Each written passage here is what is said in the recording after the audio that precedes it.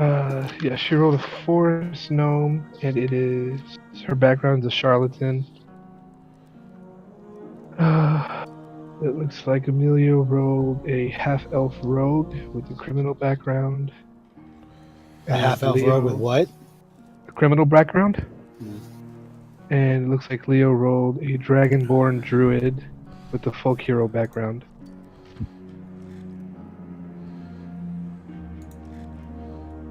So that's fun. I went to Dragon's Lair today and got my DM screen and a couple of sets of the dice.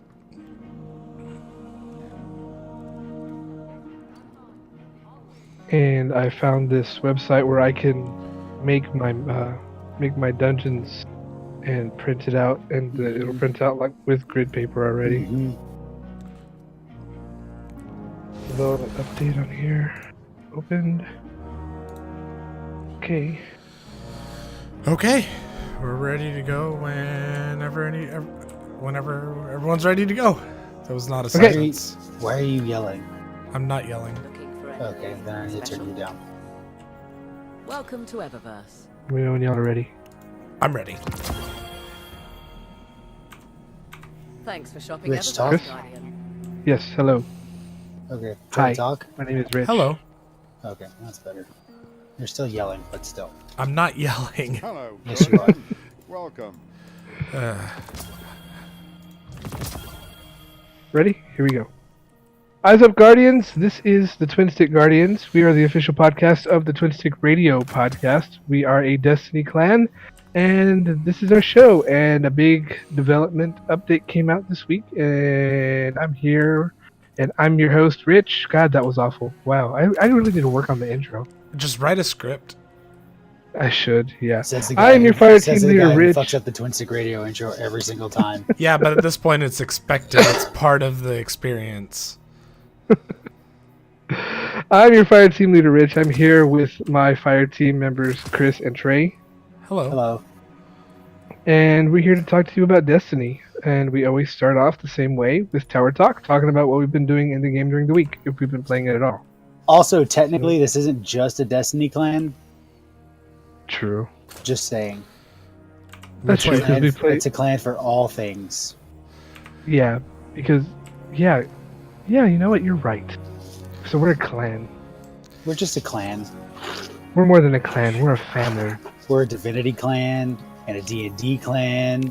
Hell yeah. And other things.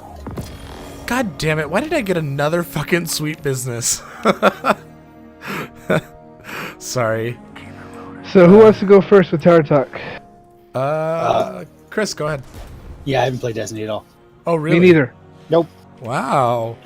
Well, I played a little bit of Destiny, like nothing really to brag about, but I came on and worked on my milestones just a little bit on PC because I would really like to get my character into a more workable state for no particular reason, just because. Well, Trey, in about 2.5 months, I should be on PC playing with you. Good. Why? I'm glad I'll have a friend. Because I want to experience it. This is why nobody plays this game anymore. It's literally just Daniel and I keeping up the PS4. Well, I'm still going to play on PS4. Whatever, That's you my don't even play on baby. PS4 now. Well, that's because all week I've been researching and how to be a DM and watching different Dungeons and Dragons YouTube videos and just learning and refreshing my memory because I haven't played since I was like 9. You played when you Anyway, were 9? Anyway, my The point Boys and still Girls Club, stands. Yeah, I didn't like Dragon Ball Z growing up, so when I was at the Boys and Girls Club, we would run D&D in the library of the Boys and Girls Club. It's true. Dragon Ball Z is not very good. No, it's not. Yeah, one of the counselors, aka the high schoolers, that were in charge of us would DM, and we would just run for like 6 hours until our parents came to pick us up. Fun. So, yeah. Okay. So then, what have you been doing during the week then? Because I'm curious. Been playing Divinity Original Sin. I caught a little bit of y'all's stream, and then my Wi-Fi went out, so it stopped. Yeah, nobody told us you got on. The person who was supposed to be watching chat wasn't watching chat. Oh man, if only there were 4 people there that could all do the different things for the stream, so the one person didn't have to do it. So you didn't ask us to. So here's the thing: would y'all like me to moderate that for y'all? Because I wouldn't mind. Yeah, Sure. definitely. You have 4 hours on a Tuesday night. I have. Yeah, pretty much. Yeah, I would be down. We can talk about that a little bit more later. But yeah, I've Yeah, been playing cool. Divinity as well. Finally figuring out a good party composition and all that. I don't know. I mean, not that this is a Divinity Original Sin 2 podcast, but if you're into D&D, that is the game for you. Awesome. So I might check it out then. Okay, so let's well, like I said, I've just been watching D&D YouTube videos all week. I watched some Critical Role, and I watched Cinnamon Toast Ken's Mythic Juggler. You should watch Acquisition Inc. and listen to Chris Perkins. Acquisition Inc. Yeah, Chris Perkins is one of the writers in Wizards of the Coast, and I mean, as good as Matt is in telling stories, Chris is just that good in just DMing in general. Oh, okay. Yeah, I'll check that one out. Like, if you want to learn how to tell a story, watch Critical Role. If you really want to learn how to, like, you know, make those tough DM decisions, watch Chris Perkins. Okay. Well, cool. So let's go ahead and jump into the news. If y'all don't have anything else for Tower Talk. Nope, not really. I'm good. I'm pretty good.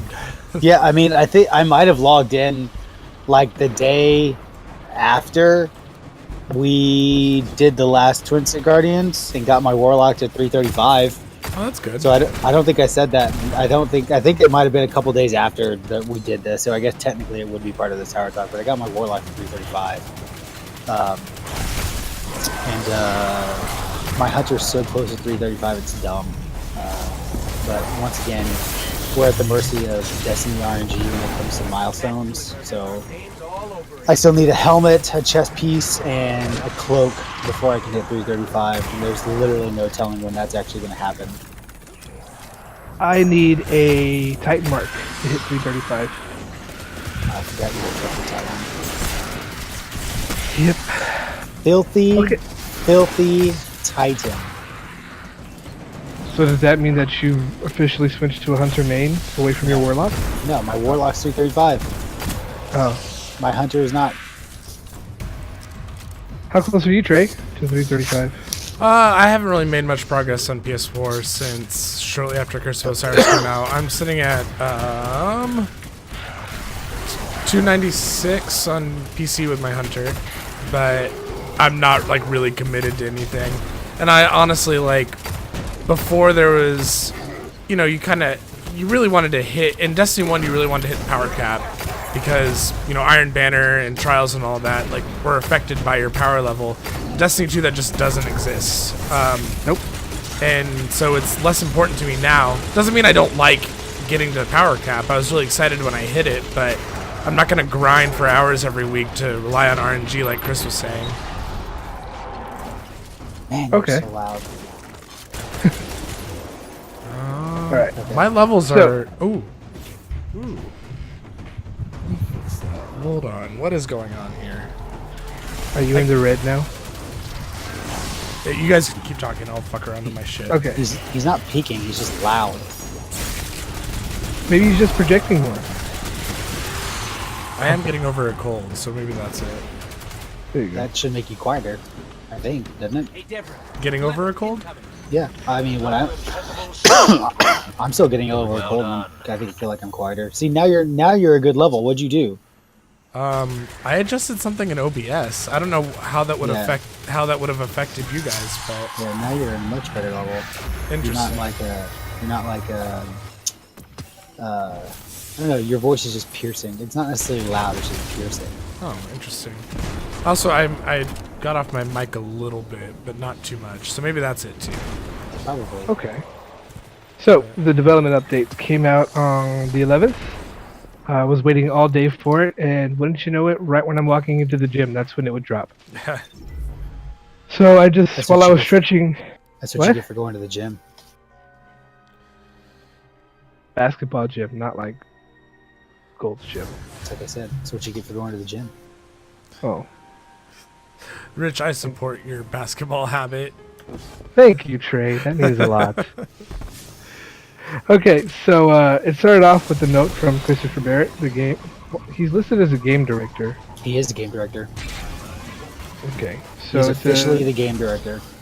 should I read this verbatim or just touch on his points? No, dude. I mean, this is a. The thing is this is a big update to a lot of people. This was do or die, so I think covering it pretty extensively is a good idea. Okay, so he goes on to say, "Hey everyone, at the end of last year, I made a promise that I would update you on our plans for Destiny 2. The team has been hard at work and we're ready to share where we are headed. We used to wait to talk about game updates until we were certain we could meet our deadlines to avoid letting players down if we changed our plans. No longer. We're not just listening, we are doing.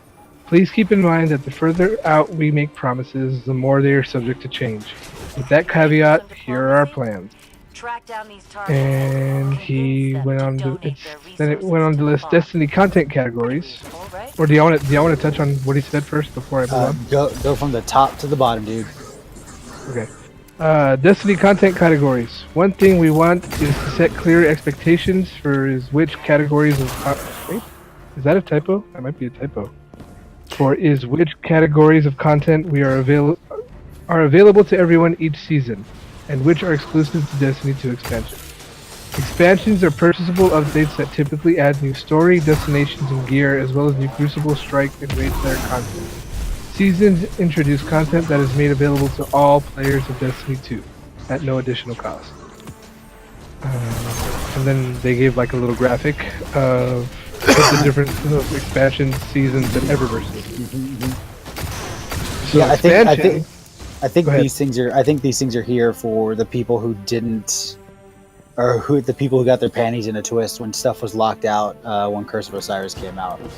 Definitely. That way, it's very, very clear on what is included in expansions and what isn't. I think that's what this whole section is for. But keep going. Okay, so they posted a graphic that says Destiny 2 post-launch content. First one is expansions, and then it says content that is purchased in all capital letters, and it says new campaigns and strikes, new destination rewards, new raid lair, new Crucible maps, new legendary and exotic gear. It says seasons, content that is available to all D2 players, Iron Banner, faction rallies, seasonal rep rewards, in-game playlists, seasonal events, new features and updates. And then Eververse is electively purchased or earned, in parentheses, and it's customization items, boons, and emotes. Do y'all want to touch on that or keep going? I think that it is always a good idea to break down your content to set pretty clear expectations. I do worry a little bit about, and this is only coming from someone who's purchased the DLC. If I didn't purchase the DLC, I'm sure I'd feel differently.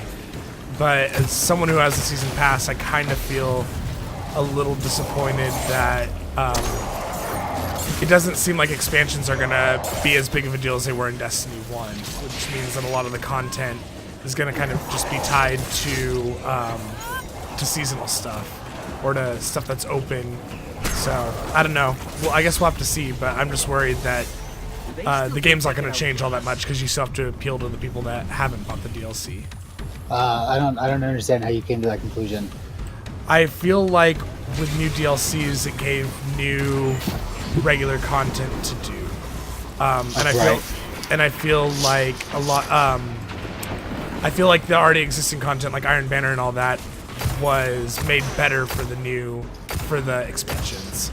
Well, I think all that stuff's still going to be there. So, i.e., example, any new strike is not going to be available to everybody. It's only going to be available to people who purchase DLC. Any new Crucible maps that are tied to the DLC will only be available through DLC, not everybody. No, I know that, but can you list off the things again that are available to everyone that aren't tied to DLC holders? Iron Banner, faction rallies, seasonal rep rewards, in-game playlists, seasonal events, new features, and updates. So does that mean that for playlists that new strikes are going to appear as much? Are we going to be stuck to just the strikes that are in the base game? Iron Banner will never be able to be tied back to power level again because power level changes with expansions. Same goes for trials. Like those are all things that are going to stay pretty much, the same throughout all of Destiny 2's life. Well, you're going off of just this, but like 2 weeks ago, or was it before the holidays? It was before the holidays. They put out another swab, and they said within the first quarter of this year, we're getting 3 different like strike playlists. You're gonna have vanilla. You're gonna have the newest strike playlist, and you're gonna have heroic strike playlists. So you're gonna have these 3 things that split all the content for everybody.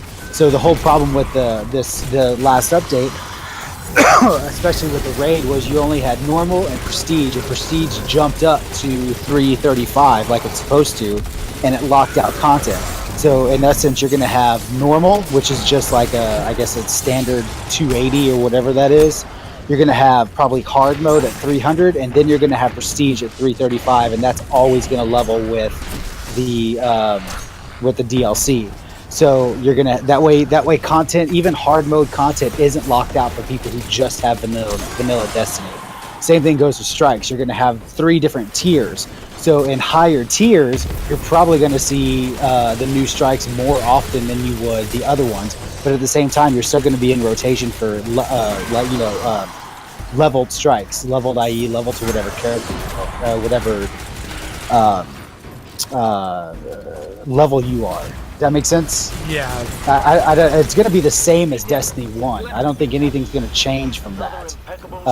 We're not going to get less content for buying more things from Bungie. I don't know that I necessarily meant less. Well, I don't know.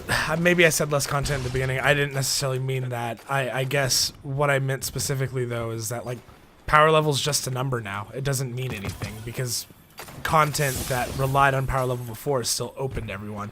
Yeah, sure, you might need it to get into the hard mode raid or anything, but what does it matter about gearing up if your power level doesn't really affect all that much in gameplay? It seems to me like power level is going to be more of a PvE thing. Yeah, I agree. 100% agree with that. I think the Eater of Worlds raid is a very good example of that. The fact that we went into that raid with only Daniel being above 330, we just could not DPS that boss down as fast as we needed to, and I think that's a very good example of power being necessary, because if I'm not mistaken, David and TJ were 305. Like, that's... Yeah, TJ just downloaded the right, the he had update. literally just downloaded the update. So that's a very good example of us of power level. Granted, that 30 power level is a big difference, a big gap. But I think it's a very good example of power level actually mattering. And like you said, like Rich said, I don't think it's gonna make a damn bit of difference in PvP, which is bad. No. That's not good at all. That's what Activision does. I mean, in Call of Duty, your ranking doesn't really mean anything. You could go into a PvP match as a level 1, and you could quickscope fifth prestige some person with the same exact gun, as long as your skill, because it's based on skill. Right. The thing I'm seeing what they're doing is also what I've seen Activision do with Call of Duty. You can go into a PvP playlist, and if it looks like the party you're in is going into a map that is DLC based, that person will get kicked from that party and put into a new matchmaking situation where they don't get put into the DLC map. Yeah, but Call of Duty isn't a loot-based shooter with MMO aspects to it, so that doesn't matter. Yeah, that's true. I mean, it's because, like, if you go into PvP right now, you have the vanilla playlist, and you have the Osiris playlist. Yeah. And you have both vanilla competitive and quick play, and then you have Osiris competitive and quick play. Yeah. 4 options now. I just think, I mean, at the same time too, like, shooters across time since the DLC age have proven again and again that splitting your audience like that is never a good thing. There's a reason why Overwatch does free updates. There's a reason why Battlefront 2 has moved to free updates. It is what it is. Like, I'm not super passionate about this, and I probably think in the long run it's not going to really affect me all that much. But it might, and it just seems like, I don't know, it just seems like really short-sighted to me. Because if you're not forcing your people to buy DLC, they won't. Which is, I think, something that you can't do in a video game.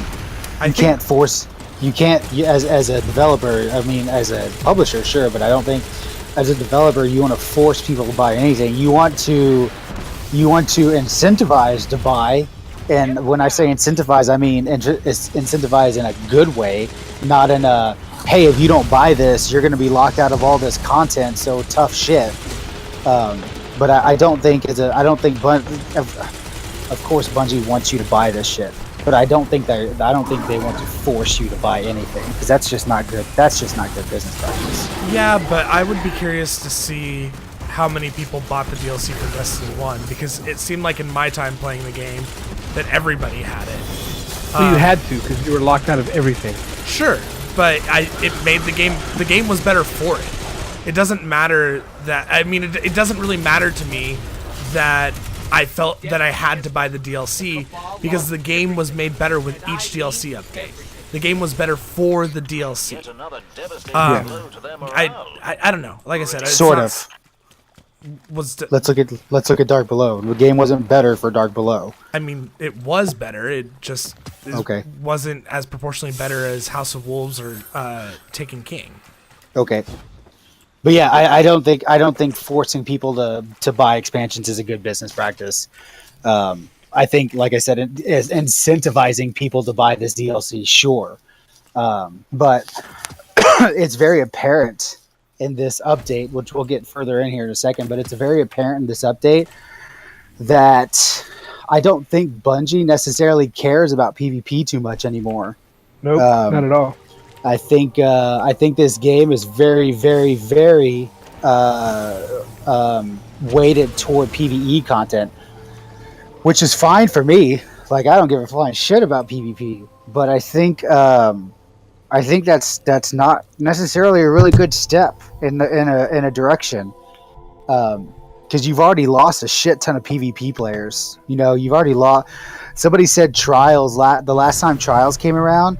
The first week of Trials, there was like, I don't know, I could be misquoting this bad, but I'm just going to throw numbers out there just to give an idea. There were over 500,000 people concurrent playing Trials at one time. And this last Trials, there was like 25,000. So, well, you got to look at it. I mean, they're not getting any new loot at all, because seasonal rewards. So help me out. When it says new legendary gear for expansions, does that mean Trials, Iron Banner, and the Crucible won't be getting updated weapons and armor? No. Every season? New legendary gear for you said for seasons or updates? Say that again? Okay, because in the expansions section it says new legendary gear. Okay. And in Destiny 1, every time a new expansion came out, they would update the Trials gear, and they would update the Iron Banner gear. Yeah, expansion. Well, I mean, with updates, I think when they say update, they mean like DLC. I don't think they just mean like the weekly fucking reset. Yeah, but right under the graphic, it does say, going forward, new seasonal rewards from Crucible, Strikes, Trials of the Nine, Iron Banner, and faction rallies will be made to everybody, available to all players. Okay. So that means that loot pool isn't getting updated. Yeah, that's exactly what that means. That loot pool is going to be updated with new gear that is available per season. But if, like, let's say, what's the new expansion called? Mars? Gods of Mars? Gods of Mars. If they don't buy Gods of Mars, they're not going to get the loot pool for drops in strikes, raids, stuff like that. Does that make sense? Yeah, they just won't. But they'll be They able will- to get it for trials. And Right, exactly. People who don't buy that will still be able to get the loot, not Zavala, Shax sells, the loot Shax has, the loot the Emissary has, and the loot Saladin has. You can Okay. still get all that content, but you won't get the content that comes from the new, like the Forge weapons. You know what I mean? Okay. If there's a Yeah. whole new Forge thing, they won't be able to get that. Yeah. So I think that's what that means. Could be wrong. I'm not Bungie. okay. Trey, anything else before I move on? No, you're good to move on. Okay, cool. Faction Rallies returns on January 16th. Thank God. Iron Banner will be back on January 30th. By the way, I like all 3 auto rifles that Dude. seem to be Dude, right. the Dead Orbit one looks pretty legit in my opinion. And then I want that new Monarchy Hunter cloak. Dude, fuck that. I want that Dead Orbit cloak, man. So Holy I will shit. I will be sacrificing a ship, and I will be pledging my hunter to New Monarchy. Because if I would have pledged Dead Orbit this time, I would have gotten the ship. No It would've way, been dude. The new Monarchy ship is cool looking. The one Yeah, that looks like Saint 14's bird, but it's like all red. Looks badass.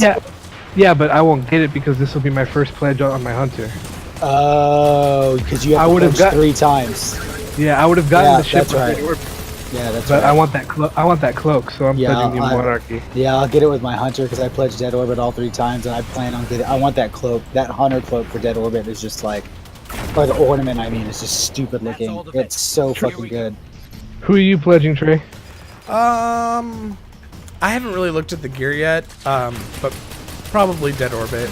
I did Future War Cult the first time, but You can I actually go look at all the ornaments and see what you have to do to get them now. Yeah. yeah, and I've seen the ornaments. The ornaments are cool. I just haven't seen like the weapons and stuff. But I didn't Future War Cult the first time because I really liked the gun, but I was a Dead Orbit guy in Destiny 1, and honestly, it seems like pledging Future War Cult's kind of dumb because they're never gonna win.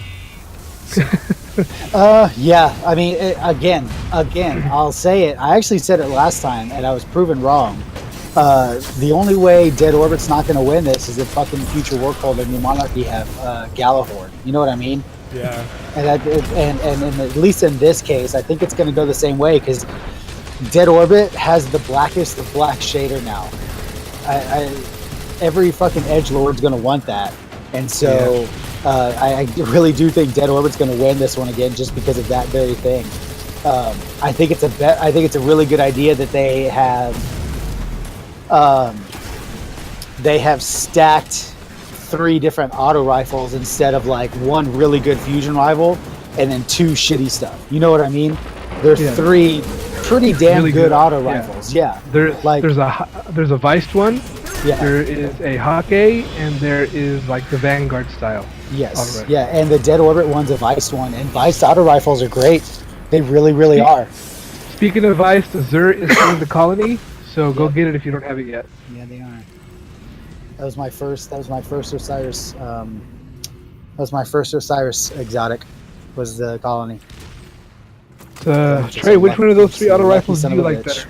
Like I said, I haven't seen them, so I don't really know. I like the Hawkeye one. I'm a Hawkeye fan. I like all the Hawkeye weapons. I'm not a huge Hawkeye fan. The submachine guns are okay, but I'm just other than that, I don't like the long range scout that they have. And Yeah, the slow firing. Yeah. Yeah, the slow, and I sure as hell hate those slow firing auto rifles. Man, I fucking They hate those hit like a things. truck, man. Yeah, but fucking Guiding Star shoots at 900 RPM, and I burn things down faster than any Hawkeye weapon. Yeah, I think I'm gonna pledge Dead Orbit on my Titan so I can get the Guiding Star. Dude, Guiding Star is stupid. Guiding Star is the stupidest fucking auto rifle, and the next one next to that is Null Calamity 9 from the Forge. Holy Yeah. shit, those 2 auto We're gonna rifles be able to are buy this belts. time, right? We can purchase this faction rally. We don't just have to base it off RNG. I don't see. Here's the deal: is if it works like the normal vendors, guns only reset every week. So Yeah, that's true. I don't know if they're going to just be selling a random gun every day from the loot pool, or is it just going to be one gun throughout the entire rally? I don't know how that's going to work. We'll have to find it. We'll have to see. Okay, so here's the big one. This is the one. This is the subject everybody was waiting to be addressed. Eververse. We recognize that the scales are tipped too far towards Tess at the moment. Eververse was never intended to be a substitute for in-game content and rewards, so we'll be making 3 changes for upcoming seasons. And then here we go. We're shifting the balance of new content in favor of activity rewards over bright engrams. This includes adding ghosts, sparrows, and ships, to date found only in bright engrams, to achievement reward pools. We'll provide a gameplay path to earn bright engrams and all contained rewards, including event engrams. And we'll give players more direct purchase options and make adjustments to bright engrams to allow players to get the items they want more often. Good. So that sounds to me like they're going to actually give you an option to buy what you want with silver instead of just buying a bright engram. Right. So go back and listen to the last 2 Twin Stick Guardians and the first episode of Twin Stick Radio. Not first 3 years ago, our recent relaunch, and I said this exact same thing. Yeah, in the time that Chris and I have talked about video games, the only time he's been more right about something is when he predicted the Final Fantasy VII remake. I mean, literally, I said even before the holidays, the way to fix the Eververse is to make it okay, or make it where people can buy just whatever they want to fucking buy. And you know what? If a ship costs $20, a ship costs $20. That's fucking okay. You can mess with the pricing later. But just make every single piece of exotic gear in the Eververse purchasable for silver or for real money. That's not fucking rocket science. That has been in every single MMO since the beginning of fucking in-game microtransactions. There's always been a way to buy the thing that you want. And I've said it before, and I'll say it again. I will be more inclined to spend money in Destiny 2 if I could have just bought what I wanted. Not bought a fucking quarter to put in a slot machine. You know? It's amazing how that even got past whatever team it is that decided to put loot boxes into the game. It baffles me that got past them. Well, you know what they did in Destiny 1 with the Age of Triumph? They made every single thing that was ever available in Eververse. They made 2 kiosks. Purchasable, yeah. And you could purchase that in-game because it was either Glimmer or Legendary Marks. Yep. What can I do for you? And can you imagine how much, I mean, if that was like an Eververse thing, can you imagine how much money they would have made? Actually, they did. I mean, look at Crimson Days. I know plenty of people in that first Crimson Days that dropped $15 because they wanted the Chocolate Ghost. Or Festival of the Lost the second time around. They dropped $15 because they wanted Ghost. Yep. It's a fucking no-brainer. It is literally a no-brainer. But on top of that, and it sounds like they're doing this, on top of that, they needed to take all that exotic equipment and also make it earnable in-game. There should be 3 ways to get this loot. And it sounds like they're taking the steps in the right direction. Because that is the one thing that wasn't there in Destiny 1 was the exotic Eververse stuff. Right, exactly. You never saw anything exotic. So, yeah, I mean, it sounds like they're taking a step in the right direction. Again, though, like, I think people just like to be negative, and the big backlash was Eververse just needs to die. Oh, I'm going to touch on negativity later on. Okay, that's fine. We'll get there. But yeah, I think it's a step in the right direction for Eververse. I'm not... I didn't hate Eververse in the first place, but, you know, now I just don't hate it less, I guess. Yeah, I'm less ambivalent to the things that are in Eververse. Right. When they announced Eververse in Destiny 1, I was all for it because I saw the results. I saw the April update. I saw in just the 3 months that Eververse was available, they gave us the Malak Strike, they gave us the Taken Sword. They gave us basically the April update was from those first 3 months of Eververse. That's what that came from. Yeah, so that's why I didn't have a problem with it. Yeah, the more money you make, the more goes into the studio, and the more content you can push out because the more you can pay your devs. I mean, it's like I said, it's not rocket science. Video games are expensive to make anymore. It costs a shit ton of money to make these video games, and Destiny is 100% no exception. And so having microtransactions in this game is, again, like it's kind of a no-brainer. and I'm okay. Like I said, I'm okay with spending money in it. I'm 100% ready to spend money in Destiny 2 if I feel like I need to. I'm sorry, not need. Need is a bad word. If I feel like I want to. So Yeah. All right, moving on. Here we go. We've begun implementing these changes for the Crimson Days event beginning February 13th, and with even more changes on the way in Season 3. That does not mean Season 3 starts on Crimson Days, just to be specific. yeah, yes. So point number one they gave for Crimson Days was completing Nightfall, Raid, and Crimson Days milestones during Crimson Days will reward you an exclusive legendary emote, weapon skin, and exotic sparrow, respectively. Okay, so that respectively means the emote comes from, what was the first one you said? Nightfall. Okay, so the emote comes from the Nightfall. The Weapon skin comes from Raid. Yep, and then the Sparrow comes from what was the last one? Crimson Days milestone. Yeah, so isn't that's what I'm assuming that's what they mean by respectively. Nice work. They Johnny. list a I would thing and then they list the next thing respectively. That's how it goes. Yeah. Yes, So- I believe you're correct.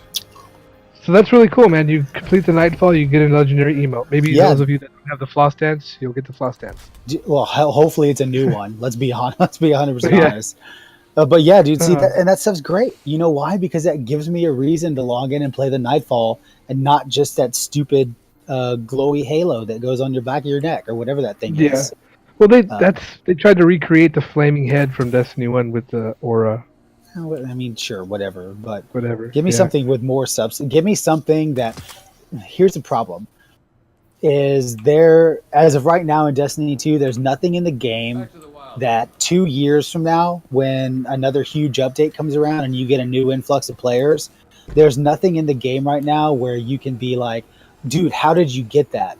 Oh, well, I finished the Nightfall during Crimson Days. You know what I mean? Yeah. Right now, it's just like, hey, where'd you get that Sparrow? Oh, I got it out of a random loot box. That's not available now, but it was just a random loot box. It's nothing Or like special. like the Broom Sparrow with the Exactly. Festival of the Lost. Yeah. Yep. The Broom Sparrow was awesome. I wish they didn't take that Yeah. away, but yeah, that was awesome. Yeah, dude. We turned Rift into Quidditch with the Broom Sparrows. That's pretty funny. good. That's a pretty good Yeah. idea. But yeah, it's good that they're adding things. So 2 years from now, when a new influx of players comes in and they see this emote, whatever it is, whatever this Crimson Days emote is, they'll say it, they'll see it, and you'll have that conversation. Hey, where do I get that? Oh, you can't get it anymore. That was a year one Crimson Days reward for finishing the Nightfall. That whole sentence sounds so much better than, oh, I got it out of a loot box.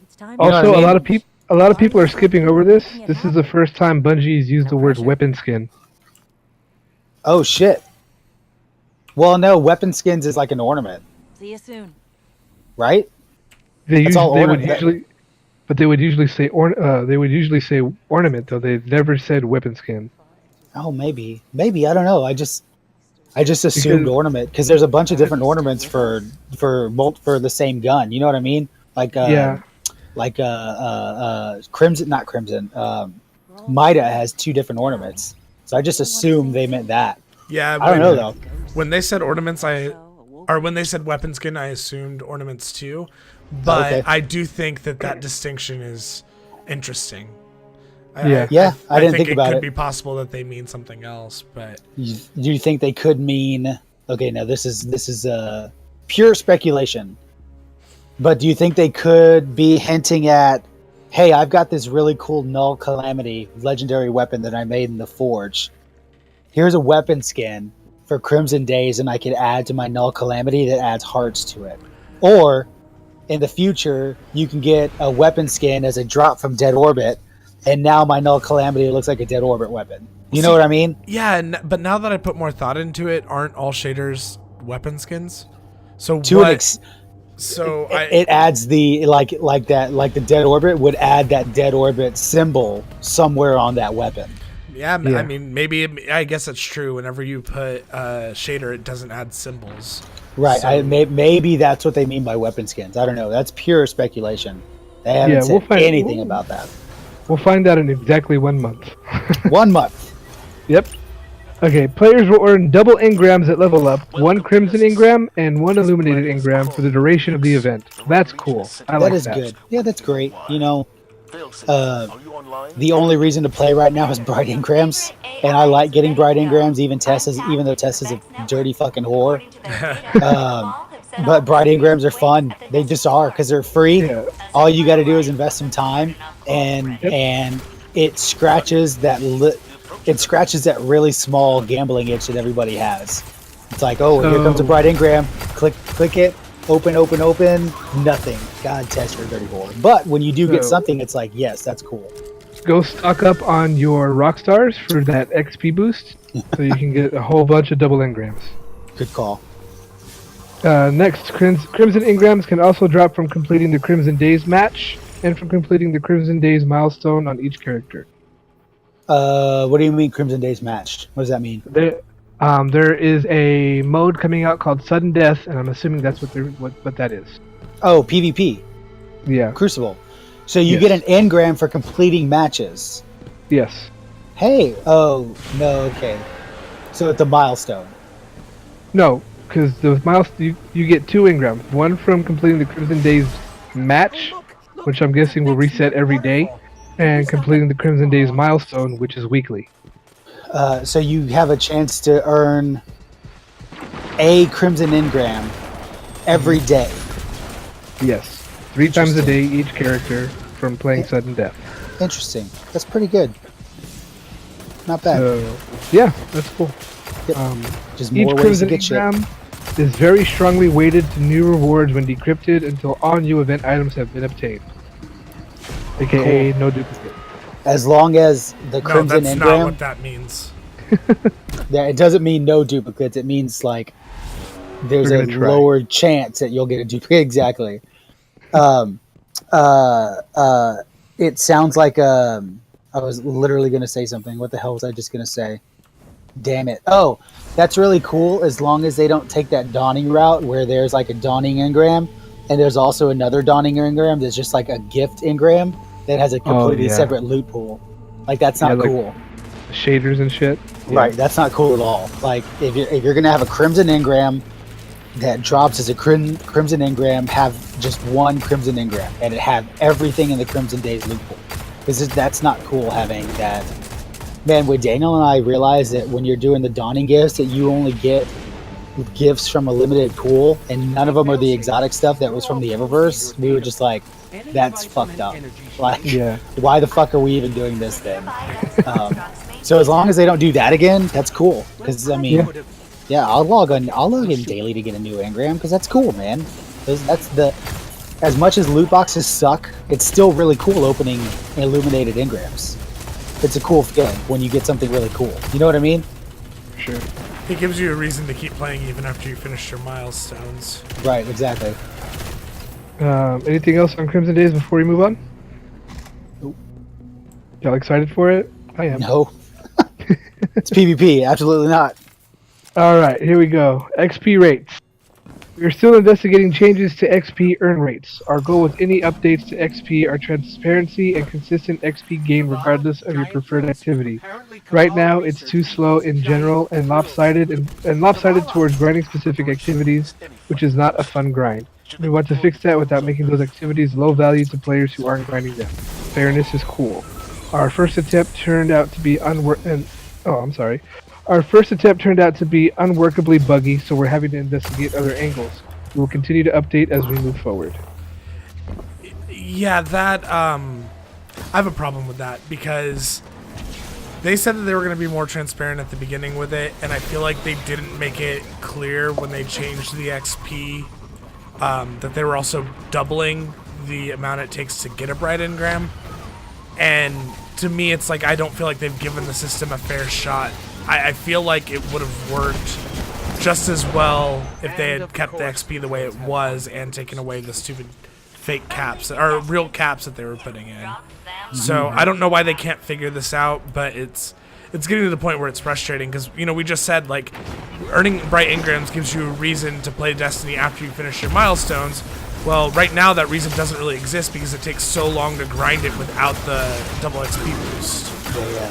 And you know, after your 3-level boon that you have at the beginning of the week, Man, Bright Ingram earning slows down exponentially. Like, it is insane how long it takes to level that, to get that bar full. And doing anything, really. So, like Trey said, I don't understand why it's a big deal, I don't understand why it can't be fixed like that, but I'm also not a game developer, but it's also just XP game. Just look at what people are doing, or look at how long it takes to do something, and throttle your XP gain on that. So of course you're not going to gain the same amount of XP from doing a heroic event as you are of doing a PvP match. You know what I mean?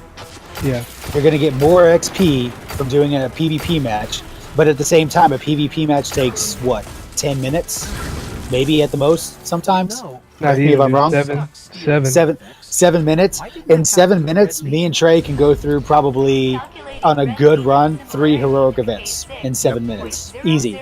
So make the amount of XP that you get in 3 heroic events the exact same as it is in a PvP match of 7 minutes. Not hard. At least in my mind, it's not hard. However, I'm not a game developer. So. Real quick, hi Damien, we see you in the chat. What's up, Damien? All right, here we go. You ready for this one, Chris? This is what you've been waiting for. Oh my God! Well, I don't know what it is. I'm worried now. Future roadmap. The following content features will be available to all D2 players, regardless of expansion ownership. Chris has been asking for this for a while. On January 30th. The roadmap? Is that what you're saying? No, what I'm about to say. Oh, okay. January 30th update, Masterwork Armor. Oh yeah, that's good shit, dude. But right now they only have one perk for the Masterwork Armor. Mm-hmm. Well, there's only one perk for the fucking weapon suit right now. So. Well, no, because you can do mag, you can do reload speed, you can No. Keep going. Oh yeah, go.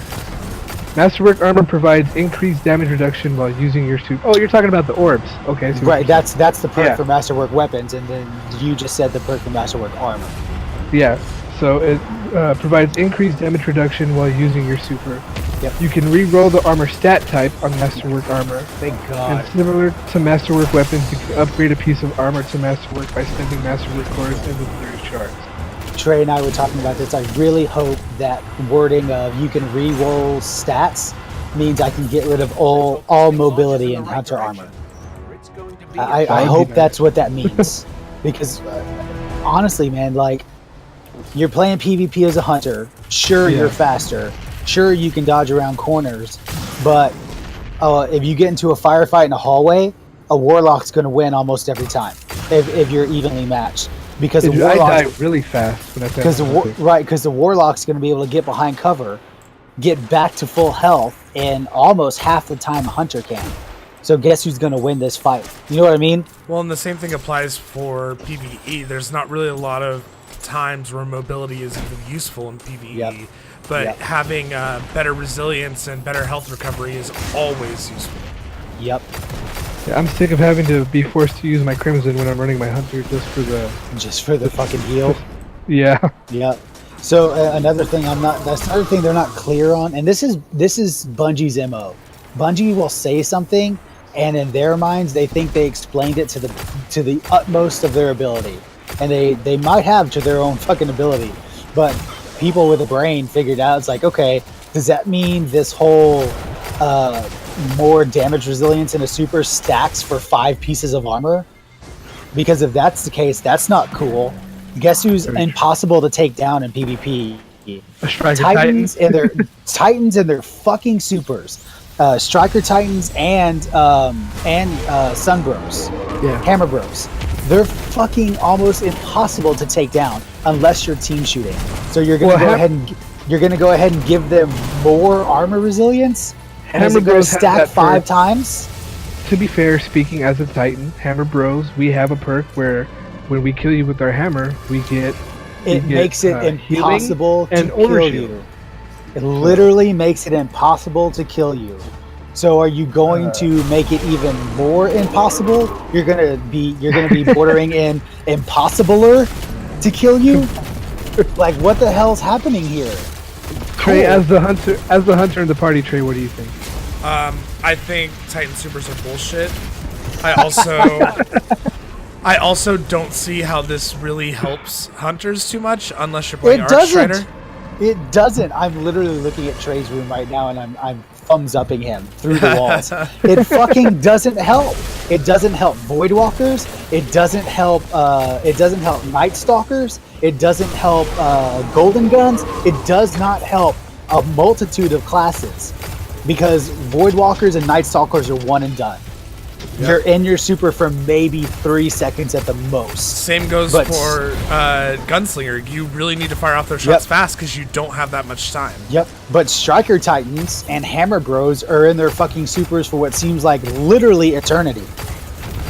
If you have your Raiden Conflux on, you can be in your Archstrider forever. Not in PvP, you can't. Well, that's why I said that at the beginning though. Like it does help Archstriders. I'm not denying that. Sure. But how many in-game hunters are actually playing Archstrider? Even in PvP, no one plays Archstrider. Very true. What? But yeah, but not in PvP though, Rich, because you have to be getting kills for it to work. Yeah. Like so, it doesn't matter. It doesn't matter. Destiny 1, Destiny 2. The best class for PvP has always been Gunslinger. You can make the other two work, and they are great, but. Golden Gun, and then as far as hunters go, definitely just hunters. I'm not speaking about any other class, but not only is Golden Gun just useful, having that distance is great, but having just the intrinsic perks that come with it are way better than what the other classes have. Yeah. I don't know, man. I mean, Blade Dancer was incredibly useful in Destiny 1. Until they nerfed it. But we're in Destiny 2. That's true. But they took away y'all's invisibility, which I don't agree with. Took away Hunter's invisibility? Yeah, in your arc subclass, they took away your invisibility. Yeah, because you had that perk where you would melee and you become invisible. You squat, you become invisible. Yeah. Yeah, I mean, but we got it. I mean, Hunter's got it. I say we, but I play Hunter. I play Warlock the most. But Hunter's got it back with the Night Stalker too. Though now is Night Stalker's invisibility. If you know how to use it right, it's fairly good. And if you have Graviton forfeit, it's even better. Yeah, if you have, it's exactly. But I mean, there's things you can do to fix this, right? Like Titans. Every Titan class is in their super for fucking forever because it's a activate, and it's a, I don't know what you would call it. It's a duration based super. So having less damage come to you while your super is active, great for Titans, right? That sounds amazing. But for hunters, 2 of the classes are a one and done type thing, unless you're running 6-shot. But even with 6-shot, you're getting those shots off so fast, you're in your super for maybe 3 to 4 seconds max. You know where this helps?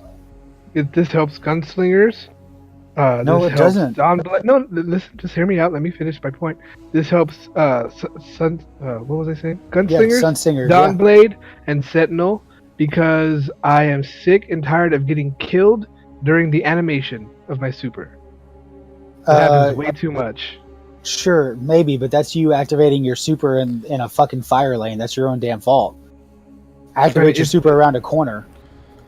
It shouldn't take that long for an animation to get to the super, and I die during the animation. And my super I do agree with you there. Some of the animations are long, but animations aside, what I was going to say is there's little changes you can make to make these things work. So like the Night Stalker, I understand the Pathfinder. I'm sorry, the Trapper. I understand the Trapper being a one and done because your tether lasts fucking forever. I get that. But on the Pathfinder, you have, 4 to 5, maybe 6 if you get them off fast enough arrows to shoot. 3. While you're doing that, have it a duration based thing, just like the Titan and just like the Titan stuff, and have your dodge instant. So basically, let's say Pathfinder, you pop it, you shoot an arrow. As you're coming back down, you're technically still in your super, but have that dodge unlimited. So you can literally dodge back and forth over and over and over again at the cost of super energy, or you're shooting arrows off rapidly. That's like something easy that could help the hunters in at least PvP. Basically, do it like the Sentinel, where your block is unlimited and you can throw 3 shields. Exactly. Yeah. Exactly, and that helps the hunters, because seriously, dude, the hunters have literally been bent over and fucked sideways in Destiny 2, just compared to every other class. Warlocks have rifts, and warlocks have fucking Slova bombs, and Sunsingers are fucking awesome. And Arc Buddy is probably the best thing in PvE. Titans just all around are just stupidly powerful. And hunters have what? A golden gun. Cool. Golden gun's great. Golden gun's the highest damage dealing thing in Destiny 2. And really, if you look at hunters, and you have a dodge. The best thing that the hunters have is Orpheus Rig. And that really like kind of just makes Shadow Shot relevant. I mean, really, there's not much. But if you didn't have Orpheus Rig, guess what isn't relevant? Shadow Shot. Mm-hmm. It's just not. And the fact that the subclass being relevant is based on a piece of armor is bullshit. And that sucks. We went from being able to go into a raid with 5 hunters and a titan and have 5 tethers and burn the war priest down in 10 seconds to the tethers being nothing. Well, but not even that. But even as a hunter, like, yeah, you know, I get pretty good DPS from, or I get pretty good like crowd control and minion kill. I forgot what they're fucking called. Easy character killing with Arc Strider, and Gunslinger's never been useful for PvE. But in Destiny 1, like, since I could customize my perks however I wanted to for Shadow Shot, I was able to make a shit ton of orbs, which means I didn't have to have an infinite fire for my Shadow Shot in order to make it useful. I just had to know when to fire it. And I would give anyone around me their super. Now it's tied to a tree that's not even useful for PvE. And why the fuck would you even want to make orbs in PvP, which is what that tree seems tailored to? It's the most popular class in the game, and yet they treat it like shit. Yep. Celestial Nighthawk makes Gunslinger relevant in PvE. Sure, which is what I just said. Gunslinger is literally the highest damage DPS in Destiny 2. The highest. There's no if, but okay, Destiny's 1, fine, but we're not in Destiny 1. No ifs, ands, or buts about it. Gunslinger is the highest DPS, which is great. However, I would still rather have a Titan that can clear ads over a Hunter that can burn a boss down faster. Because let's be honest, in that raid lair, the ads are what fucks you over. Oh my god, yeah. So I'd rather have a Titan that can clear ads instead of the Celestial Nighthawk that's going to burn the boss down. We can go ahead and burn the boss down. That's no biggie. But those ads fuck you over. And it's stupid that you can't bring a Hunter in there and still be viable unless you're running Orpheus Rig. Which again goes back to my philosophy in Destiny 1. I don't want to run Sunsinger all the time just for the self-res. I should not have to run that. I just shouldn't. You should not give me any game mode where it is better to run a class or a subclass than it is another one. You should not be making a game like that, period. And they did it again, but this time with Hunters over fucking Warlocks. Because any Warlock class is viable for ad clearing, and any Titan class is viable for ad clearing.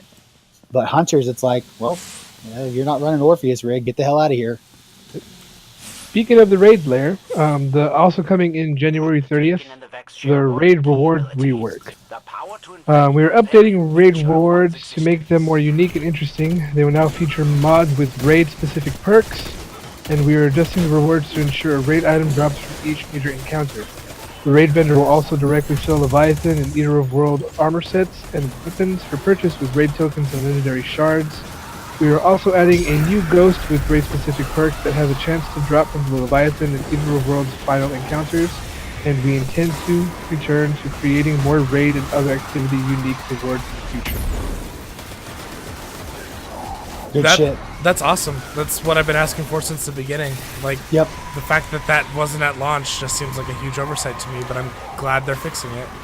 I think what you just said is I think that rings true for everything on this list. I don't understand why none of this was in the game at lunchtime. I don't understand why. Yeah, I don't understand why half these things were in the game at launch. I almost did it again, but they weren't, and that's dumb.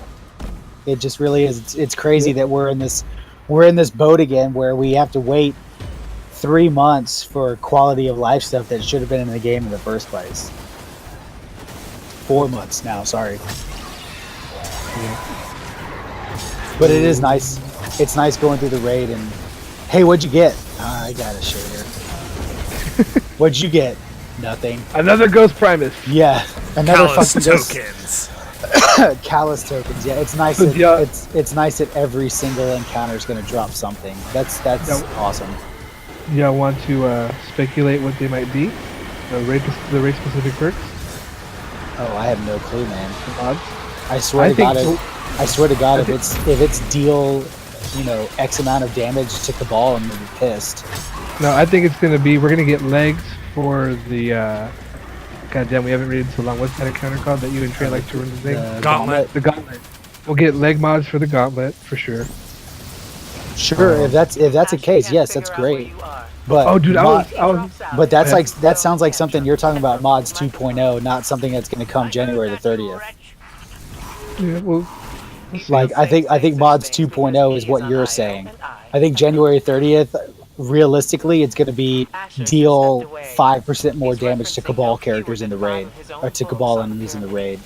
Get that shit out of here, dude. That's dumb. That's not a raid perk. Get the hell out of here. yeah. But I think that's what it's going to be. I like that we can purchase stuff from the vendor directly now. I agree. I want Midnight Coup, so I agree. Yes, please, and fucking Alone as a God, please. Yeah. But you know how I was thinking the other day, since we haven't raided so long, I was thinking about the raid. You know how y'all are always close to dying whenever Callus is like doing the arm thingy while we're in the Shadow Realm? No, I don't think we're ever close to dying. And y'all have to like hold your rockets off at the last minute if y'all don't have a Warlock with the healing ripped on. I know what you're talking about. Yeah, the burn, that little burn face. Yeah, maybe just have a Bubble Titan in the room with y'all. I don't know if that's gonna work or not. We haven't tested that. It might. Yeah. I have no idea. Who plays We're Bubble testing. Titan? Come on. I play Bubble Titan. The only reason only you play Bubble- only reason you play Bubble Titan is because you have Same 14 Telm now. If that wasn't a thing, you would not be playing Bubble Titan. Hey, you know what? In Mayhem, Bubble Titan dominated. I'm sure it did. And Bubble Titan, like literally, so when Mayhem was a thing and there was a Bubble Titan, there were more times that I can count where you would see a Bubble Titan come in, pop his bubble, and everybody would just run away from him. What are you gonna do now, Bubble Titan? You gonna sit there in your stupid bubble like a fucking jackass? That's what you're doing right now. I would pop my bubble when I would hear a super engage, and then I would wait for them to get close. I would throw my suppressor in the bubble, hop out of my bubble, they'd get suppressed, and then I'd go in there with that lion grenade launcher exotic and kill them with that. And that's literally bad people who don't know how to play Destiny 2. I don't think this is a true story because the only Bubble Titan in Destiny 2 is Zavala. I thought he was a Well, striker. Oh no, he is a he did use a bubble at the beginning of the game, right? Yeah, keep going. Okay, February update. Strike scoring plus high score tracking. Strike scoring is coming to Nightfall and replacing the current time limit mechanic. The scoring is similar to the Destiny 1 system, but with adjustments to emphasize competitive execution of strike objectives and support for player selectable score modifiers. In February's Nightfall high Hold scores will be Go back and read the last thing you just read. the scoring is similar to Destiny 1 system, but with adjustments to emphasize competitive execution of strike objectives and support for player selectable score modifiers. Player selectable score modifiers. What does that mean? Does Sounds that like mean you get to I get to your score choose what my modifiers are? Yeah. That's what it sounds I like. well, yeah. it says score modifiers, so I wouldn't say that you can go in and pick Prism. No. I don't think. Score modifiers. So like in Division has the underground, and before you launch an underground mission, you can choose these. They're called. God damn it! I don't know what they're called. They're like negative effects. So one of them is it gets rid of your mini map. The other one is your skills recharge slower. Another one is something else. It's all negative. But the more negative things you stack, the more XP you come out with at the end of the map, or the end of the match. Is that what that means? Because that's what awesome. it sounds like. That's So fucking you're awesome. saying like Like if we have that modifier where if you're using a specific gun, you won't get ammo dropped for that. Yes, like you choose okay. that. You choose juggler. Yeah. And you choose the one where your health doesn't come back fast enough, and it makes you pick up those little health orbs when you kill an enemy. Or you have to sprint for your health to come back. Yeah. Right, exactly. Yeah. You choose those modifiers, and you can stack. I don't know. It's like the skulls in Halo 2 or Halo 3 in the Halo series. You can stack as many as you want, and it makes the game harder, but the end reward is so much greater. That sounds awesome. I will be in a fucking strike playlist for hours if that's the case. Well, that sounds This is awesome. just Nightfall. This is just Nightfall. Oh, really? Come on, Yeah. guys. Come on, Bungie. Yeah, That's not cool. That's kind of something that I didn't like about that. I do like that they're replacing the time mechanic. I don't like how stressful the time mechanic is. It's just I like the time mechanic. It's fine now. Rat King yet? Hopefully they good call. adjust it. Yeah, good call. I have no clue.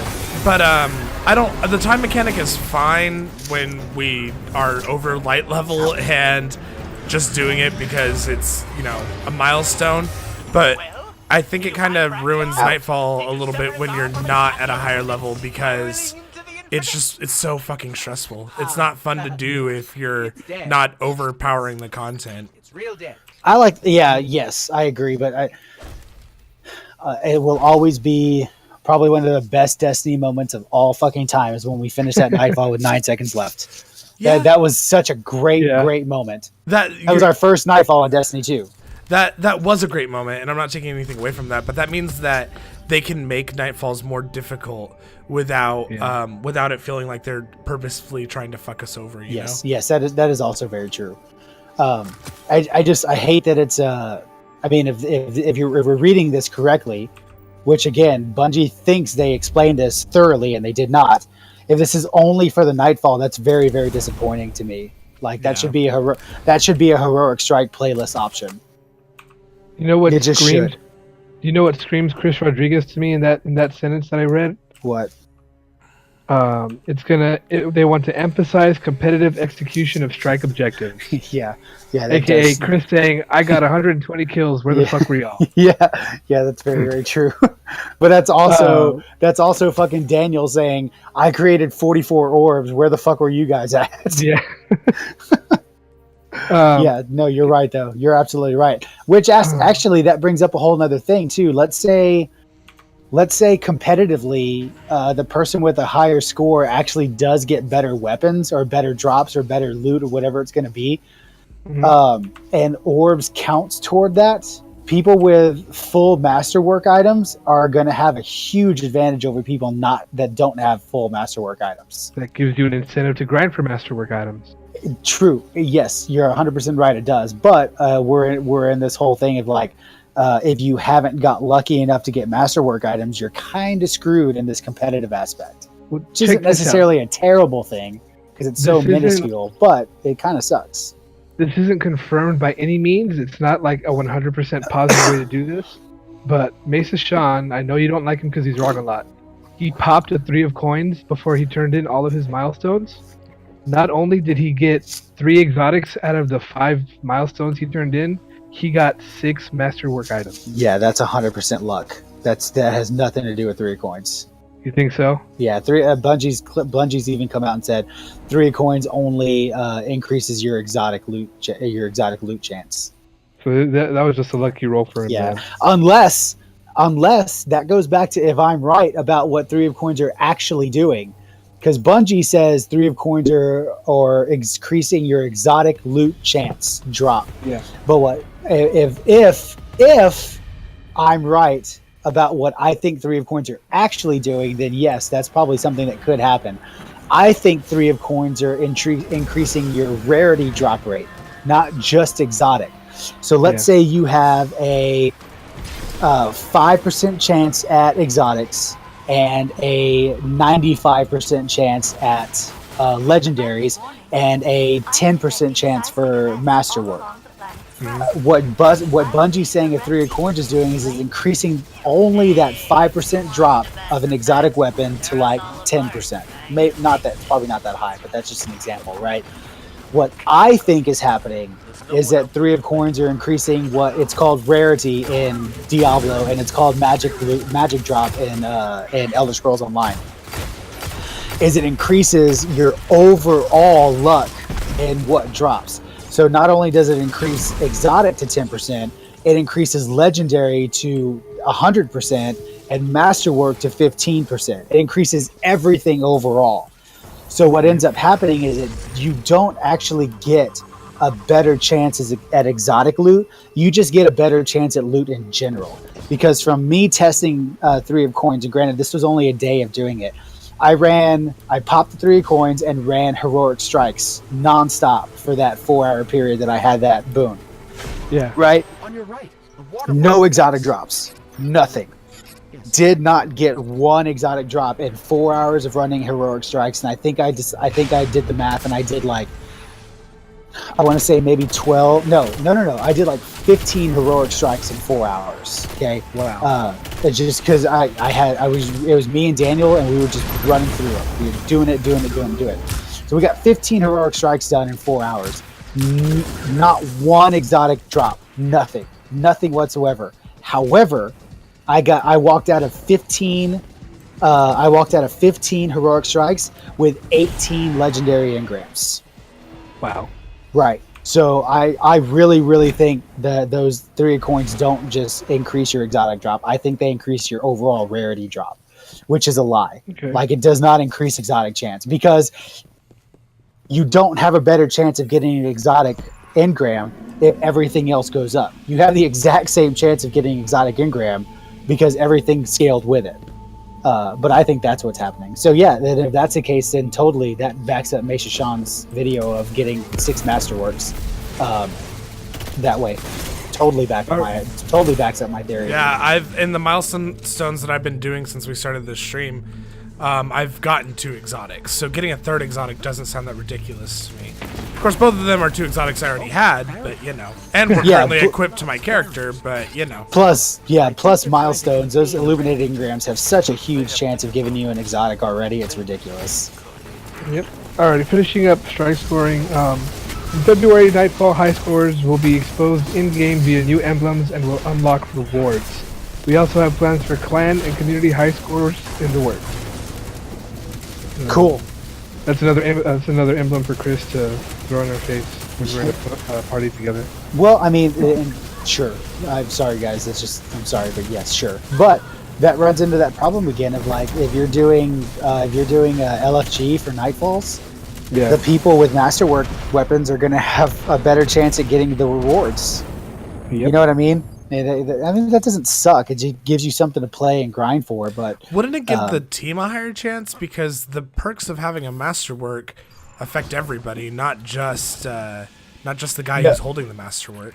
Yeah, it does affect only the person holding. Well, yes, it affects the whole team because everybody gets orbs. But at the end of a strike now, one of the main stats it shows is how many orbs you created.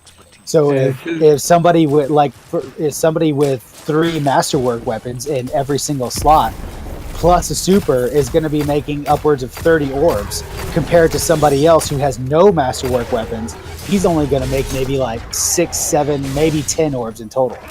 But that's only one aspect of the scoring, right? Like, sure, but if that person doesn't make as many kills as the guy on top, like. Sure, but they kind of coalesce, because if you're making 44 orbs with masterwork weapons, that means you're killing a lot of things. Also, a strike objective could be like in that Vex strike where you hack the complexes. That could be considered a strike objective. Sure, it could be. It's all depends. And this is all tiny. This is all small, right? Because you don't get the reward the first time doesn't mean you're going to not get the reward the second time. You know what I mean? Yeah. So it's nice that they're adding this, because it gives people a reason to do strikes. And again, you're right. This is screaming Chris in Destiny. Like this, I'm going to be in strike playlists for hours because of all this shit. So. Alrighty. Next in the February update, Mods 2.0. Work is underway on a full rework of armor and weapon mods. This will focus on reducing redundant mods, more unique theming, and greatly increasing their impact on your power. We are aiming for a February release, but the scope of the rework could push parts or all of it out to early spring. We will be evaluating how mods play into the Bright Ingram economy as a result because we're sensitive to pay-to-win outcome. Good. So don't expect it, but be pleasantly surprised if it happens in February. Yep. Yeah. I said this too. Like, as a developer, guys, it's okay to tell us that you're working on something and you have a goal of when you want to get it out. But if it doesn't come out at that time, that's okay. Like, it's okay. If it comes out in February, cool. If it doesn't, that's okay. It's the same thing of like a game like Rockstar, right? Rockstar says Red Dead Redemption's coming out spring of 2018. Is it actually going to come out spring 2018? Maybe, but knowing Rockstar, probably not. But that's okay. You know what I mean? Yeah. Game delays are okay. Same thing with updates. Game updates, it's okay if they're fucking delayed. That means you just couldn't get it out in time, and that's not a big deal, because I'd rather you release something that is stable and working than giving us something that just is a pile of shit nobody cares about and is broken. I think in a perfect world, a weapon mod would be all those mods that we don't see from Destiny 1. I was gonna say like an actual viable Firefly, not fucking Dragonfly. Yeah, Outlaw, stuff like that. Well, Outlaw's in the game already. But yeah, like if you get a gun, you want Outlaw on it. Like Yes, yeah. We talked about this before. I think that last perk in every weapon should be changeable by mods. Yeah. So Guiding Stars perk is I don't know. Never mind. Better Devil's perk is explosive rounds, right? Yeah. Let's say you want a Firefly. Yeah, exactly. Let's say I wanted Firefly on Better Devils. There is a mod that will change that last perk to Firefly. Turn it into the Imago Loop. Sure, and there's nothing wrong with that. It doesn't make an explosive round Better Devils worse because it doesn't have Firefly. It just makes it different, and there's nothing wrong with that. And I think mods 2.0 I honestly think it's going to be exactly that. I think there's going to be mods that hopefully change the perks of guns and hopefully change or give armor perks. More so than just your super recharges faster. Here's the deal. Like, I would love to see exotic armor mods, because you know how right now you have armor mods that increase your class recharge, your overall class abilities, and you also have one that just recharges grenades or just recharges your melee. It's basically bringing intellect, strength, and discipline back into the game. Those mods. Sure, to an extent. But I think it would be great if you, number one, mods 2.0 should get rid of the whole helmet, gloves, legs, chest, and class mod. Specific armor mod. Yeah, they need to get rid of that, because it's ridiculous. There's literally no reason for that to be there. If you're gonna have a mod that increases your void melee, let me put that on any piece of armor that I want to put it on. Period. Because that's just convoluted, stupid, and redundant. But get rid of that. But add exotic mods that only drop from prestige activities. That instead of this mod only recharging your void class abilities, this exotic mod recharges all class abilities. So it does not matter what subclass you're running, your abilities are going to recharge no matter what if you have this exotic mod on. Mm-hmm. And make that a prestige reward.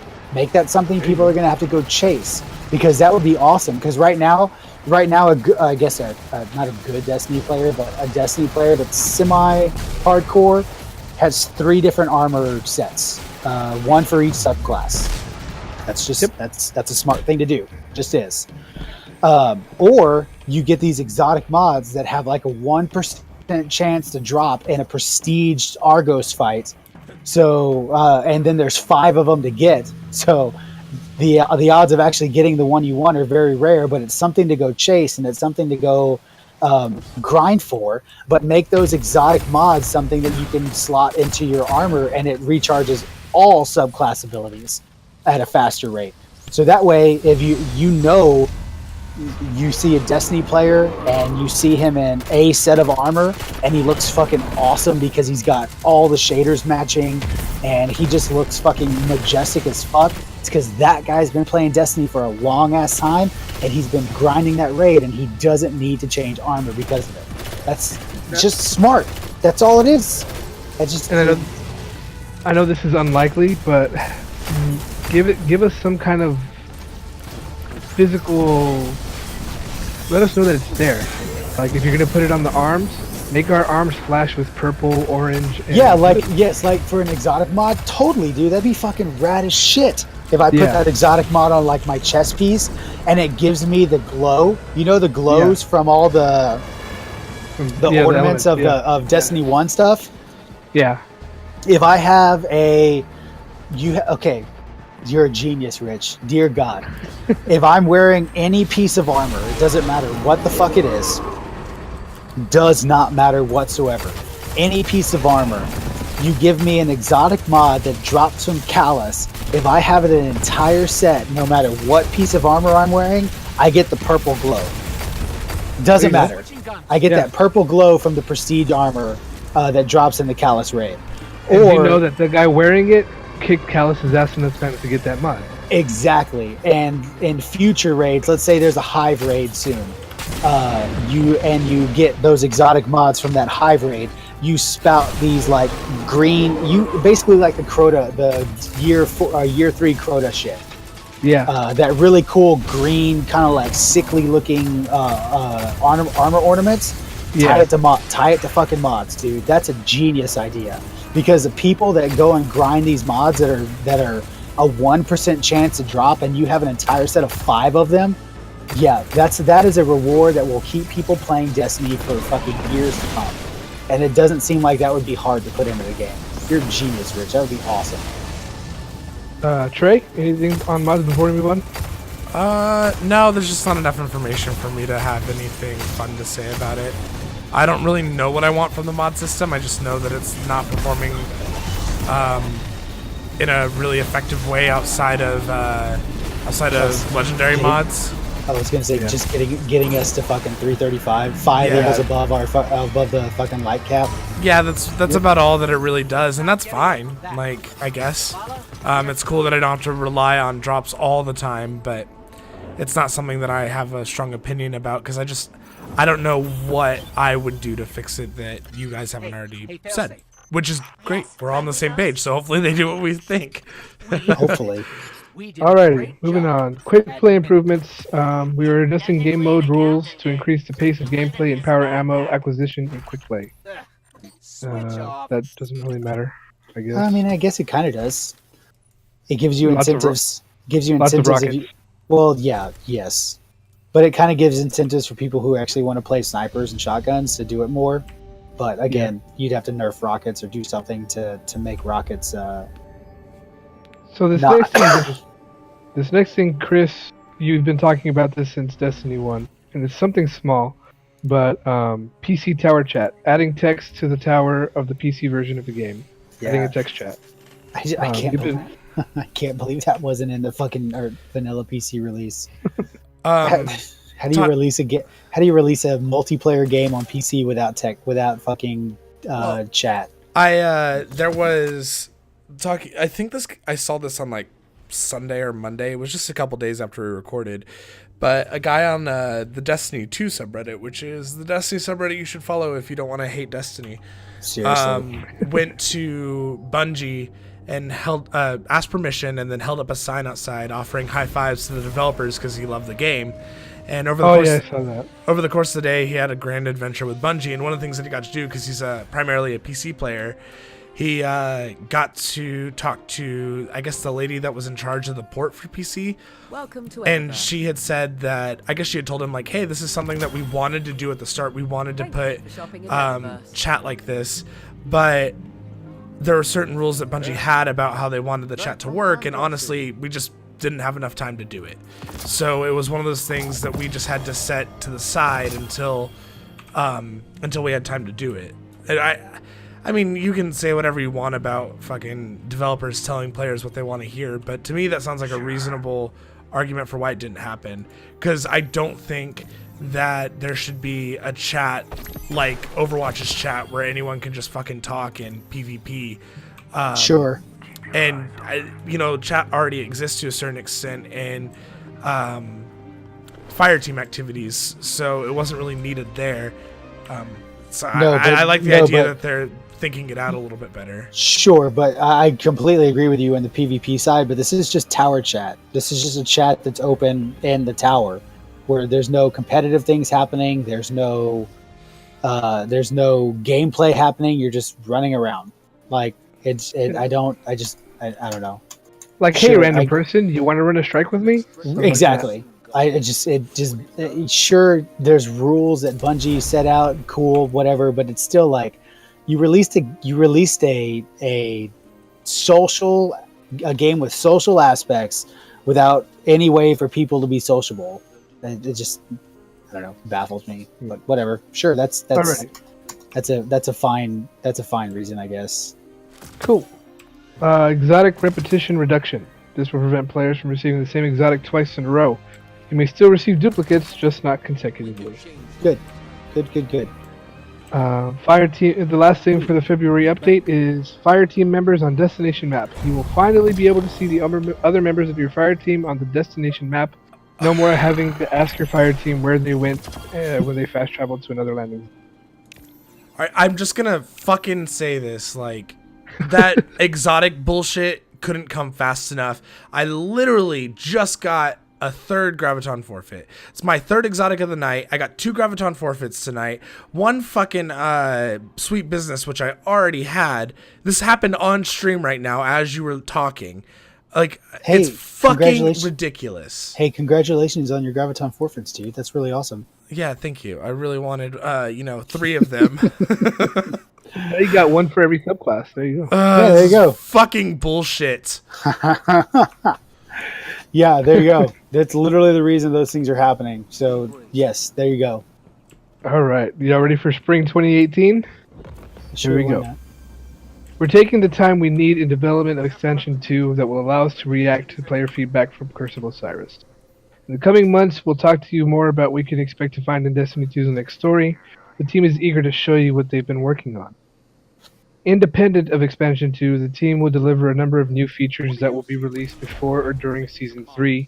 Every player of Destiny 2 will receive new content in the following categories.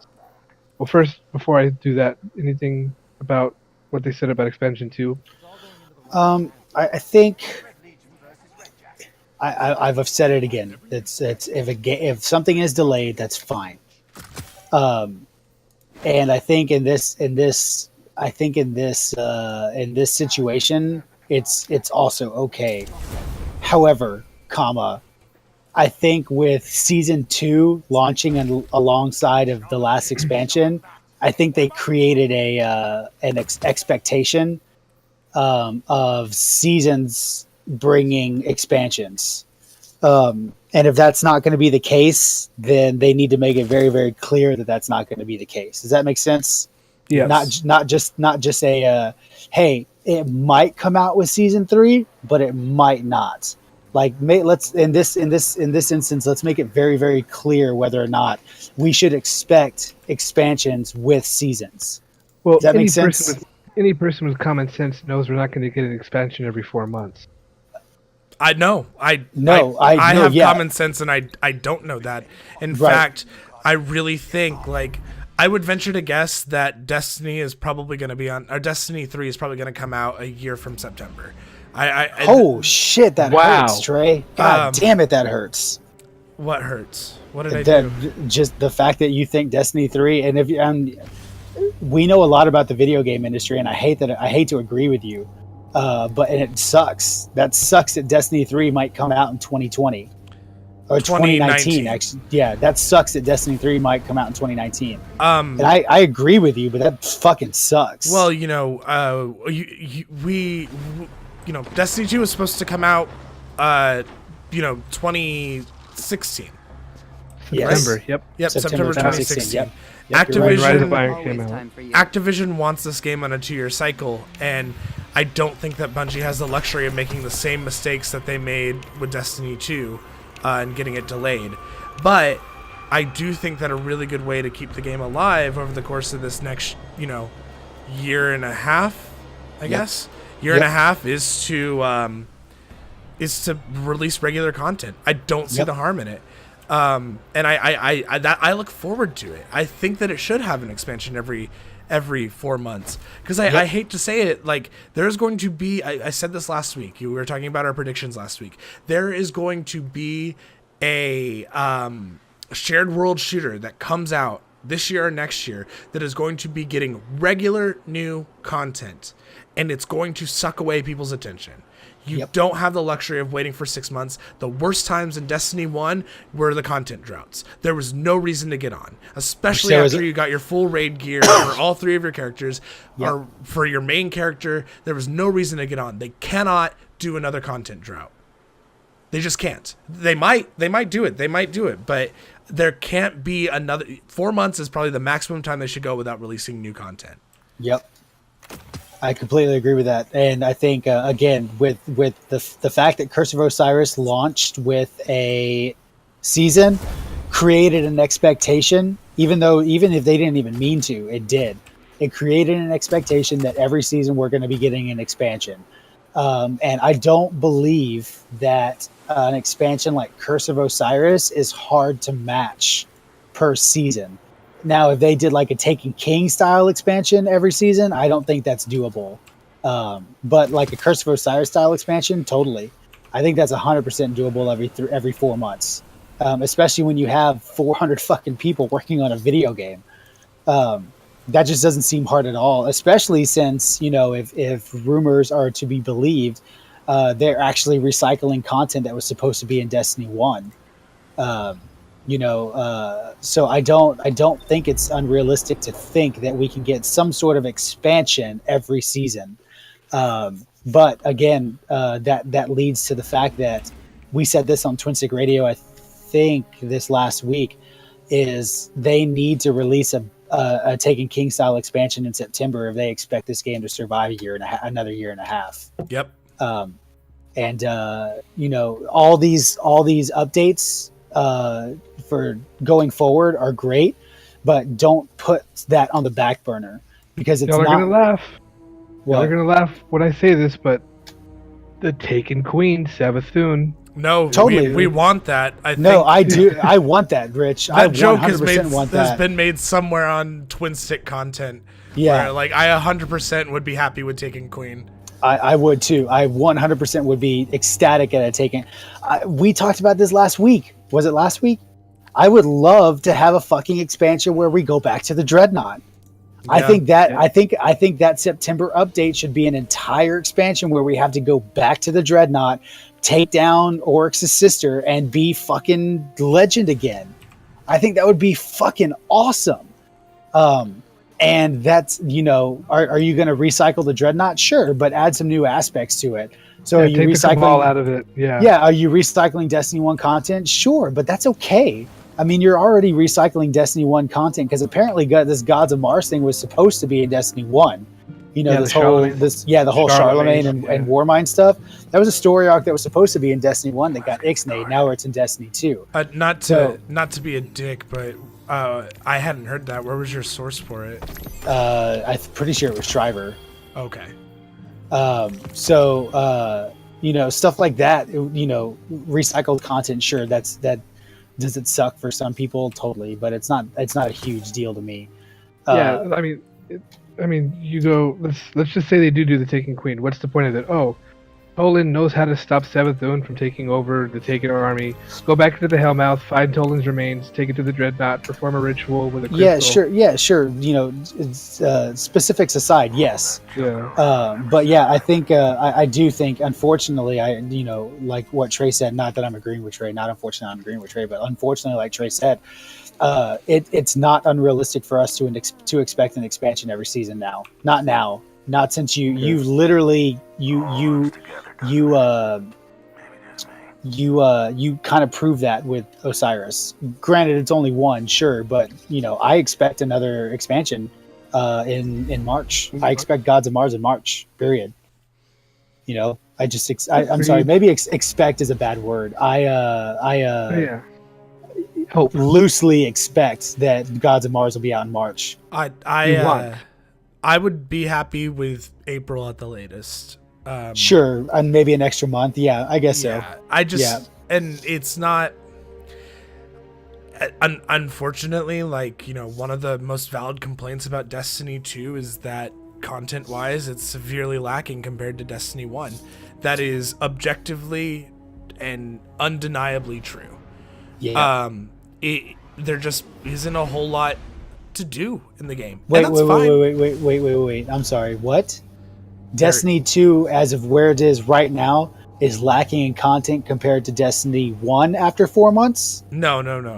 Compared Just to in the general. final product of Destiny 1. Yes, I agree with Yeah. that. Oh yeah.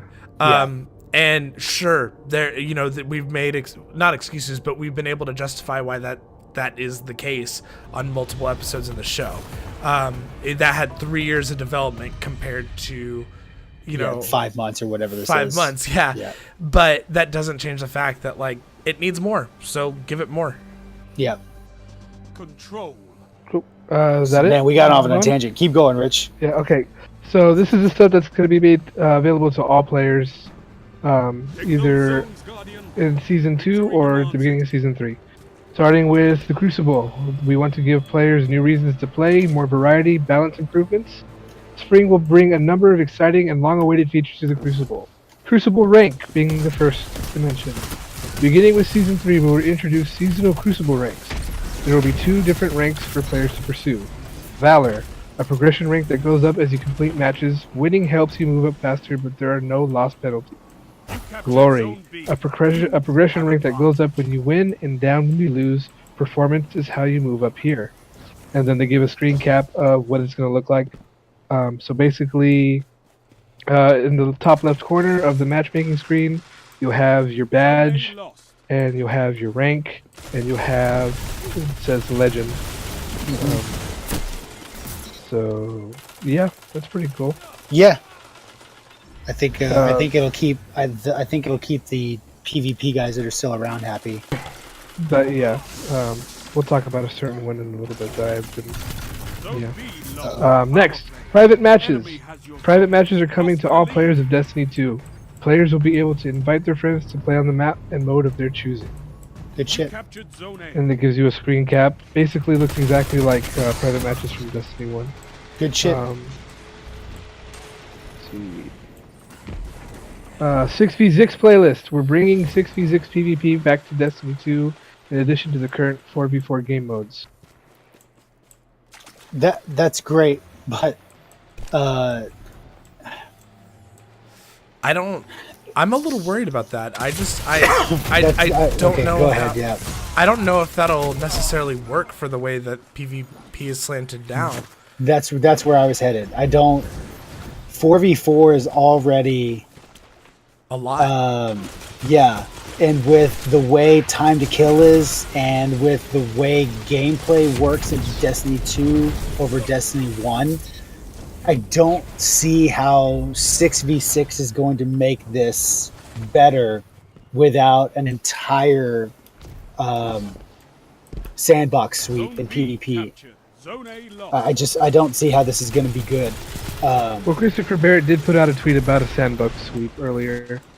I don't remember the exact language of it, but I know he talked about weapons, maps, and game pacing getting like a rework. Okay. I think the biggest thing that you need, unfortunately, because I don't feel this way now, but if you're going to do 6v6, a lot of these maps need to be bigger. You can't have this small map with 12 people in it. It's not going to work. We don't have that one map like we did in Destiny 1 where you could literally with a sniper scope, you can't even see your player from across the Right, well, that's my biggest point is already you run into... It's impossible to play PvP solo, and I don't mean just queuing solo. I mean playing PvP solo. It is literally impossible to run around a map by yourself, because inevitably you're going to turn a corner and there's going to be 2, maybe 3 guys there just ready to burn you down, and you're not even going to stand a chance. You can even get the jump on a guy, and he can turn around, start shooting you, a buddy come around the corner and shoot you, and you'll never get the kill because of how PvP works in Destiny 2. Now, Zone B. take that, and instead of turning a corner and seeing 2 guys, you see 4 guys because there's 2 more guys somewhere else doing something else. It doesn't. I just don't understand how this is going to work. I don't. I really don't. And it's none of this is planned, I swear. But I'm playing PvP while this is happening, and I'm trying to imagine. We're getting totally stomped, and I'm trying to imagine like what this would be like if there were 4 more people here, and I can't see it. Yeah, I don't. 6v6 is cool, man. You know, the fucking tryhards have been asking for this. They have. So that's great that they're getting something in that people have been asking for. But man, dude, I just don't see how it's going to work. I really don't. Unless they have a huge sandbox pass on PvP. Huge. To where time to kill goes back down to Destiny 1 time. Oh, wow. I don't want that, but that's the only way 6v6 is going to work. It's not going to work any other way. As it is right now, Chris and I, if we get into a match of control together, we can win by ourselves without having to communicate with the other 2 guys. It's very true. Yeah. 6v6, that won't happen. Nope. And that's not a bad thing. Like I think hindering some aspects of that, because you're right. Like that one control match, it's like, granted, we were playing against a team that just did not know what they were doing. But even then, it's like the term raffle stomp is adequate for what happened in that match. And they didn't even get mercied. We played the whole match. Yeah. Sad. I just overall PvP in Destiny 2, I just don't see how 6v6 is going to work. I'm a little worried about that. I really am. Okay. Mayhem will return as a limited event during Season 3 and going forward. Just keep it in the fucking game. Wait, if it's a limited event, You captured Zone A. it's going to be there going forward? I don't understand. That means we'll get faction rallies, then we'll get Mayhem, then we'll get Iron Banner. Right. Great. I guess. I don't know. Yeah, I don't... I didn't like Mayhem. Oh, I did. I thought Mayhem was... excuse me, exactly what Destiny 2 needed at the time. I still want laser tag mode where we get Prometheus Land buffed back up to where it was, and we just go in there and it's... Yes, 100%. I also 100% agree with you there. But yeah, dude, I'm a little... I don't want to say perturbed, but I think it's dumb that Mayhem's not going to be a permanent thing. It's dumb. I don't see why it's not. But lastly, for PvP, additional fixes. They're making changes to make quitting less common and behind-the-scenes security improvements to help improve the overall Crucible experience. I don't know what that cool. Means. Security Only 1 improvement. minute left. Needs less people quitting and less people being douches and shit like that, so that's great. Oh, okay. Additional highlights: weapon and ability balance pass, sandbox adjustments based on player feedback and data from the live game. The sandbox team will share specific changes as we lead up to Season 3. You captured Zone Okay, so there's a sandbox update that I was just talking about. That's good. Yeah. However, it needs to be a sizable fucking update for 6v6 to work. You've got 30 seconds. Exotic weapons and armor balance pass. Exotic weapons and armor receiving a comprehensive design pass to ensure they stand out from the rest of the gear. Offer new, exciting, powerful ways to play.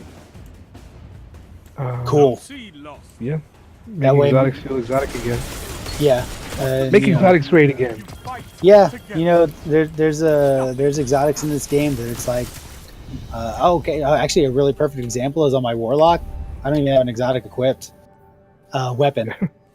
I just don't, because I have a masterwork Garden Progeny, and I have a masterwork Null Calamity, and I have a masterwork sword. So There why you the fuck do I need to use an exotic? I don't. There's no exotic that is better than what I'm currently using legendary wise. So it's just, you know, even Merciless. I don't want to use Merciless because I can create more orbs and kill more things faster with fucking my sword. Yeah. Yep.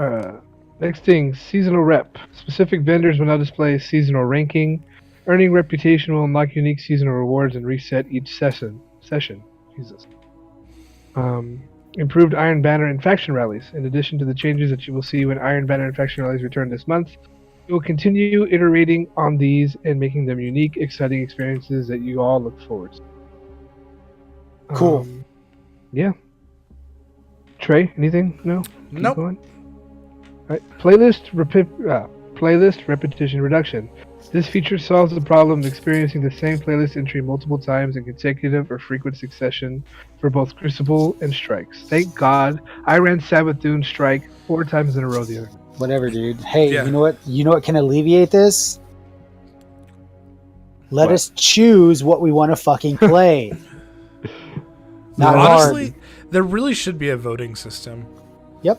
100%. Like Worked that in was, Halo. Yeah, Worked it in worked Halo for so years. Well in Halo, I fucking loved it in Halo. It was not only was it fun, like now the loading screens are just kind of boring. You're just kind of sitting there hanging out, waiting to connect. As I sit in a loading screen for Crucible right now, but it makes it exciting when you vote, and it's like, come on, motherfuckers, vote for my thing, vote for it. Yep. Whatever. I'm tired of fucking repeating myself. It's like, this is a no-brainer. This is literally a no-brainer. Just let us choose what we want to fucking play. And even in PvP, people don't want to play Supremacy because Supremacy sucks in Destiny 2 because of the way fucking PvP works.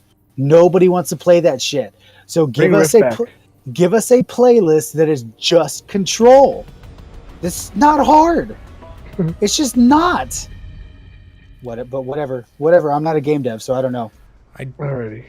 I will say, like, real fast, like, I actually am really excited to go and play a Strike playlist because I got my Masterwork Uriels, and I fucking love it. Saving up my cores right now to upgrade my Nameless Midnight into a Masterwork. Oh man, good stuff. Nice. And of course, Nice. I'm on the same fucking PvP map that I was just on. Yep. My gameplay experience with Destiny tonight has shown literally all of the bad shit that we've talked about. Every bad thing that could happen in Destiny 2 has happened to me today. There you go.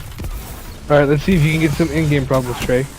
We agree with your feedback on the imbalance between achievement and bright engram rewards. We will be making adjustments to shift more rewards into specific in-game pursuits instead of generic XP grinding for bright engrams. We are excited to share the details as soon as we have them worked out. I'm sorry. I was listening, but at the same time, I kind of zoned out. What again? Basically, in-game rewards are going to be tied to specific in-game pursuits instead of XP grinding for bright engrams. Okay, so in other words, if I want a, okay, they said it in this update. I don't know if we passed over it or skipped it or whatever, but they did say that they're adding a ghost to the raid. I said that. Okay, you said that. So that's what that also means too, right? The ghost is going to be exclusive to the final encounter in the raid and raid lair. Right. So, but what you just said, not the ghost thing, but what you just said also alludes to strike-specific loot, right? I would hope so. Okay, I'm just making sure. That stuff needs to be it, and that's in February, or that's just in overall 2018. That's the spring between season 2 and 3. Okay, I'd hope that's the thing. I don't understand why strike-specific loot wasn't in the game in the first place. For the third time in the last 2 months, they're mentioning the emote wheel. Cool. Sure. Whatever. Yeah. That's something you can. Bungie. That is something you can 100% put on the back burner to fix everything else first. You have my permission. 50 extra slots in your vault. We need more. So, I love Destin Legary from IGN, but I had to stop listening to the Fireteam chat because he's so negative all the time. I'm just so negative about the game. But I listened to it this last week, and he actually looked up. It's been 1,025 days since the vault's been broken in Destiny. 1,025 days since the vault has been broken in Destiny. Was that the launch of Destiny 1? Yep, because the vault has never been fixed. And he's 100% right. Yep. The vault in Destiny is literally the shittiest fucking thing, quality of life in that game. It always has been. They Yeah, have and never it- fixed it. 5 And minutes they used to remaining. use fucking Xbox 360 and PS3 as the As an excuse for excuse, why it yep. sucked. But Yeah. sorry, they're gone. Goodbye. Yep. See you later. So what's So your the mo- fucking excuse? Yes, so now we get 50 extra slots. Is that what Yeah. you can give us? Is 50 fucking slots? There's still no organization for hand cannons, pulse rifles, scout rifles, helmets, gauntlets, legs. That's Sure. what I would like the vault to be. Sure. Yeah, that sounds great. But I also literally had to take everything out of my vault and deposit it in a certain order so it could be organized like that. sure. Yeah, absolutely. But just even, you gave us a vault at the beginning of Destiny 2 with 200 slots. Like, that's awesome. To an extent, thank you for doing that. But you also gave us 50, 60, 70 shaders to collect in this game. So you gave us 200 slots in this damn vault, but you just took away 70 of them. Like, what the fuck? Like, what the actual fuck were you guys thinking? Oh, But but yeah, hold it's- on. They're adding an accessory tab for exotic ships, sparrows, and ghosts. So there you go. Sure, There should that- be an accessory tab for shaders too. Yeah, there should be an accessory tab for shaders. There should be a tab for literally everything you have in that game. There should be a tab for assault rifles. There should be a tab for pulse rifles. There should be a tab for armor. There should be a tab for class-specific armor. There should be a tab for everything, but there's not. The fact that I've had to use a third-party app to manage my fucking inventory since as soon as I could in Destiny 1 and now Destiny 2 is Yep. an insult to game development. It's Yep. not that hard. In fact, just copy the guy that's doing it right. That's all you Yep. got to do. I don't Yep. even think he'll care. I think he'd be happy enough not to have to use his own fucking app to make his inventory work. I completely agree with that. And it's again, I'm not a game developer, so I can't necessarily say this is the easiest thing in the world. But look at every other MMO on the market right now. Every MMO, all of them. It doesn't matter what it is. Throw a rock, hit one, and look at its fucking bank system. It's better than Destiny. And it's the fact that a bank system has been around for at least since WoW. So we're talking 11 years probably. And Destiny can't fix theirs. It's like Trey said, it's an insult to developers, man. It's fucking ridiculous. Absolutely ridiculous. But whatever. I'm also not a game developer, so I don't know. Yeah. So Anyway. that's it. That was it for the vault. The next thing is PC Clans Chat. They want to do the same thing for Clan Chat that they're doing for the tower. That's all there's no specified date or estimation for it. Yeah, that's good. I mean, I know it sucks for console players that they're not going to have all these perks, especially since Destiny has always been a console game first. But it kind of sucks that Destiny doesn't do the same things that Discord do. In order to talk to my PC clan, I have to use a third-party app, and other MMOs have had an integrated chat or integrated system for clans since 2005. You know? Yep. Heroic Strike changes. We'll be getting modifiers and more gameplay variety for the experience of Heroic Strikes. Cool. That's good. That's good shit. And then, oh, go ahead. I'm sorry. No, I was just gonna say that should have been in the beginning of the launch, but whatever. Yeah, that's Okay, great. so- Yeah, that's good stuff.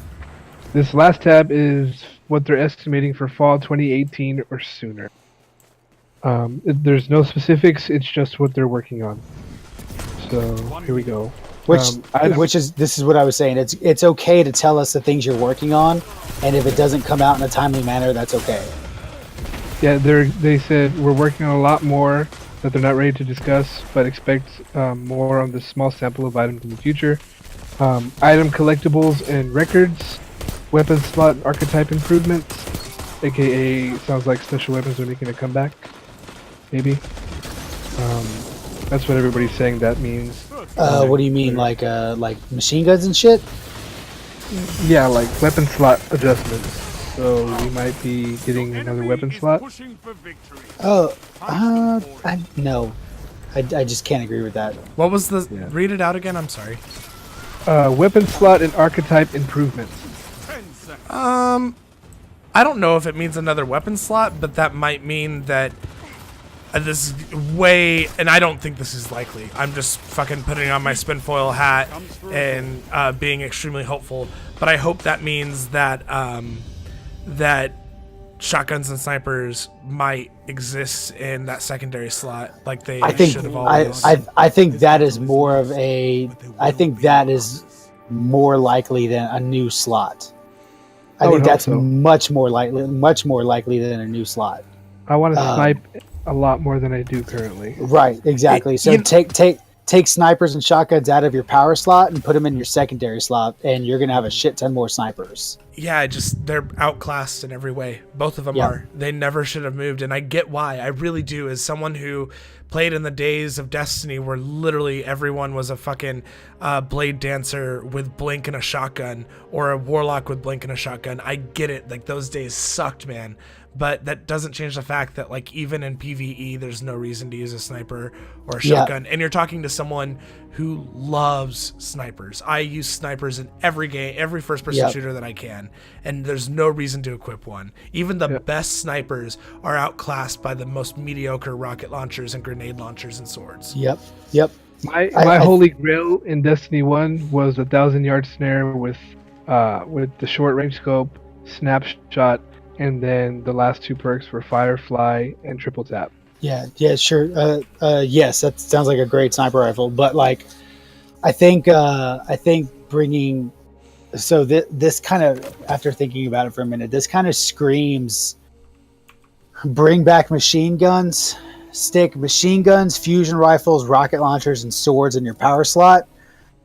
Take out sniper rifles and shotguns of power and stick it in energy. So you don't get a kinetic shotgun or sniper rifle. It's all energy based. But those two go in your energy slot. And make them, like I said, make them specific to energy.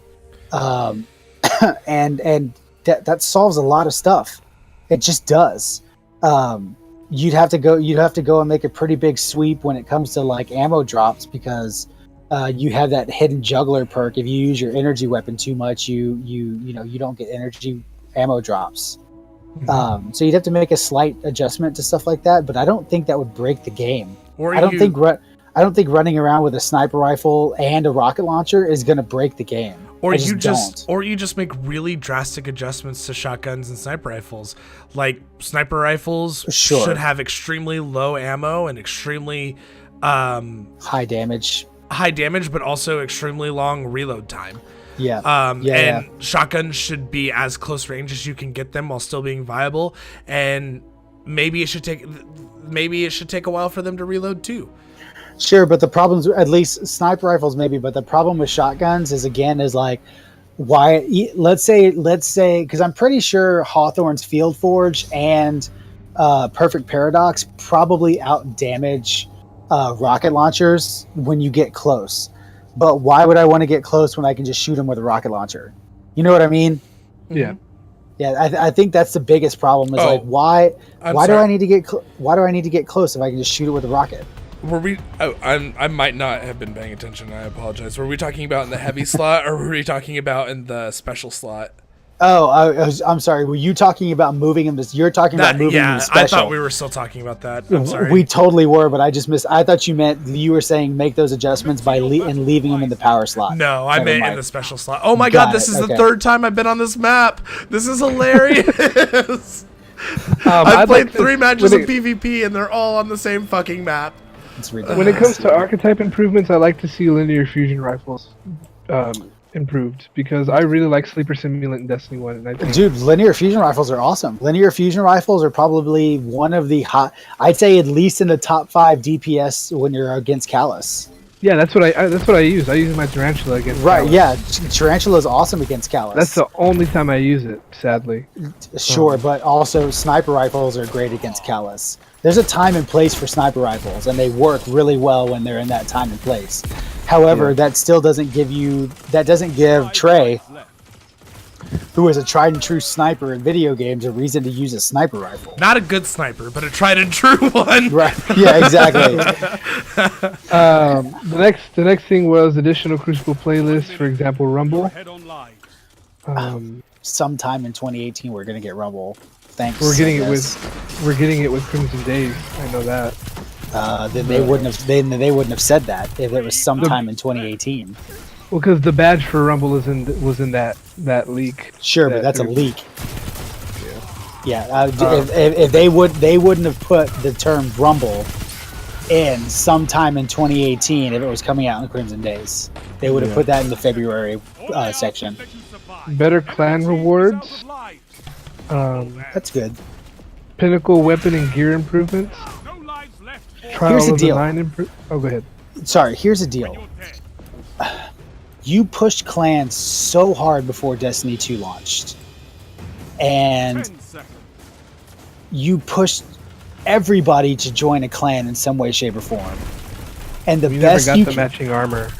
and the best you can exactly, that's what I mean. And the best you can give us is an illuminated engram every week.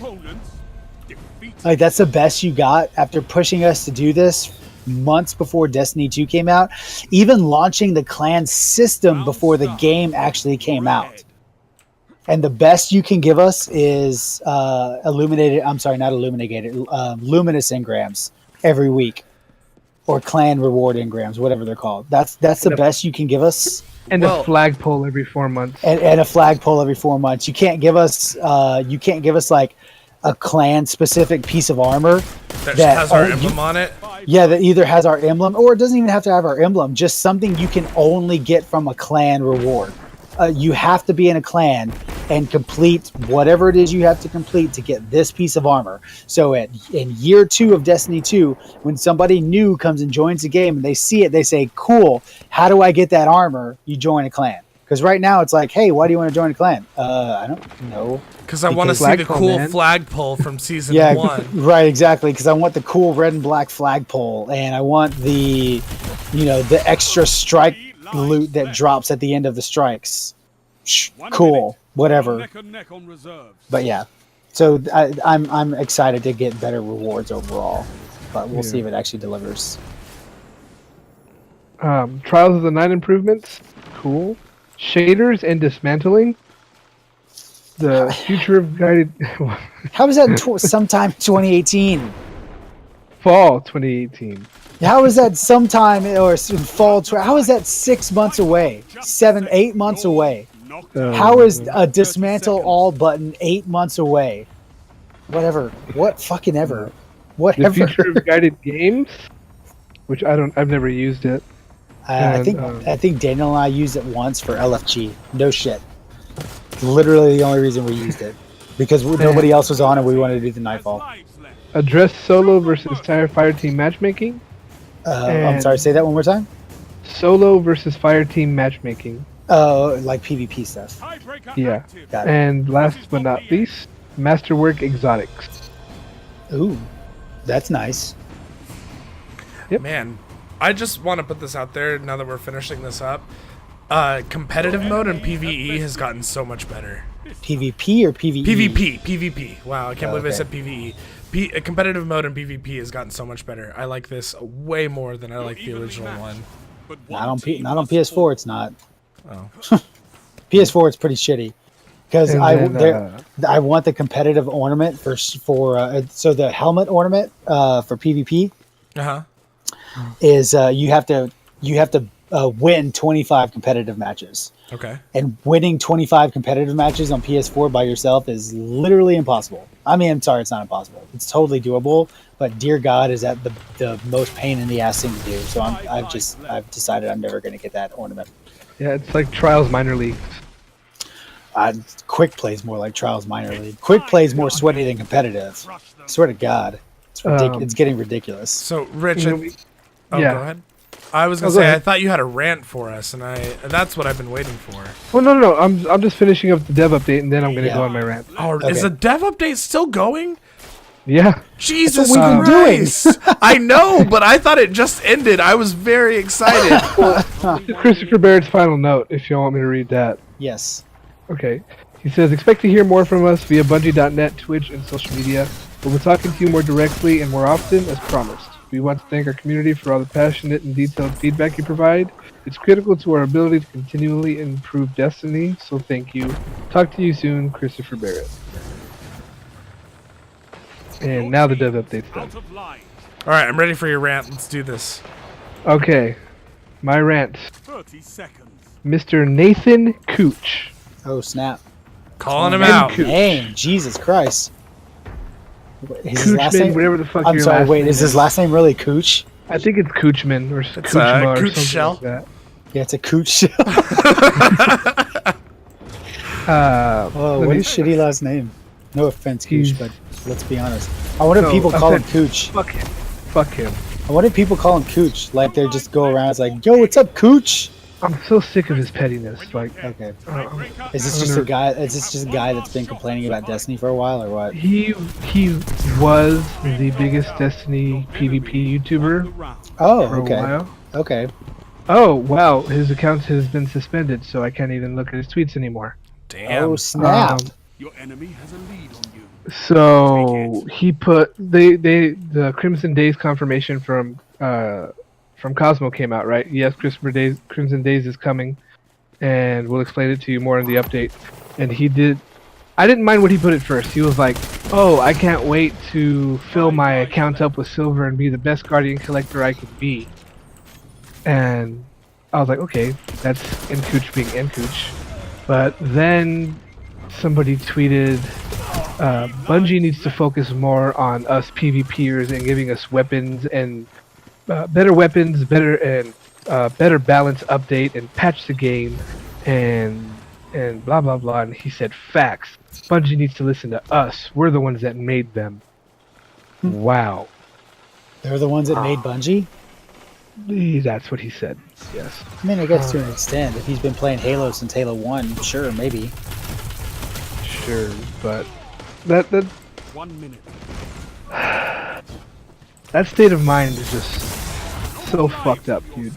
Like, Agreed. these people pay for you to fly your ass from Canada to Seattle. They give you a hotel downtown. They let you play their game early. When you're playing their game early, you have zero complaints when you're in Seattle. You say nothing negative. And then you act like this on 30 social seconds media. remaining. I don't understand why you would do it. Another one is Daddy Destiny himself, Cathalion. Enemy I know you'll like his around. tweet. Let's see here. It's King Cathalion. Right? Sure. I can tell you why they're doing this too when you're done. Match point. Meaningless. Okay, go ahead, because I'm interested to what you Yeah, have I to mean, say. the reason that they are doing this is because this is what's getting them 5 views. lives left. So they're acting outlandish like this for the views. Sure, totally. I mean, it's a conversation that we've had on here before. If you tell your audience what they want to hear, you're always going to do better you than broke you loving. broke up. You broke up. Sorry, you broke up. Say it one more time. I was saying, if you tell the audience what you think they want to hear, you're always going to be more successful than telling them how you actually feel. Exactly. I mean, I'm gonna mention this dude's name once, and we're gonna drop it just as an example. But look at Logan Paul. I mean, just look at him. Look what he does. Look what he does. And granted, sure, he crossed a line this time. Crossed a big line this time. He probably crossed a line a bunch of Only times, but 1 this was a minute line left. that shouldn't have been crossed in the first place. But look at him. That guy is so popular because he is giving the people what he's giving his audience what they want, and unfortunately, his audience is literally a bunch of desensitized little asshats. And as a Destiny streamer, 2 lives left the on majority each of your side. audience wants negative. They want negativity because that is what's driving the Destiny community right now. Both teams It sure as hell out. isn't positivity. End it. And what's driving people to Destiny on a consistent basis. I don't see Destiny on my YouTube feed. I don't see positive Destiny videos anymore. And that's all I ever watch. I only ever watch like Houndish or like Mesa or more console Adam or somebody like that. I only watch those videos. But on a consistent basis, I keep getting, this is why Destiny's dead.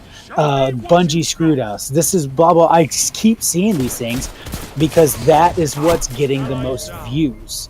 So the reason you see these guys being little asshats on social media, on YouTube, on stuff like that, is because it's getting them views. And for, if they can't get, their livelihood depends on this game. Gathalion, I think he'd be okay. But for the most part, Destiny streamers, their livelihood depends on this game. It's not like the three of us where we have real jobs. I'm not taking anything away from streamers. That's a real job and it's tough. I get it.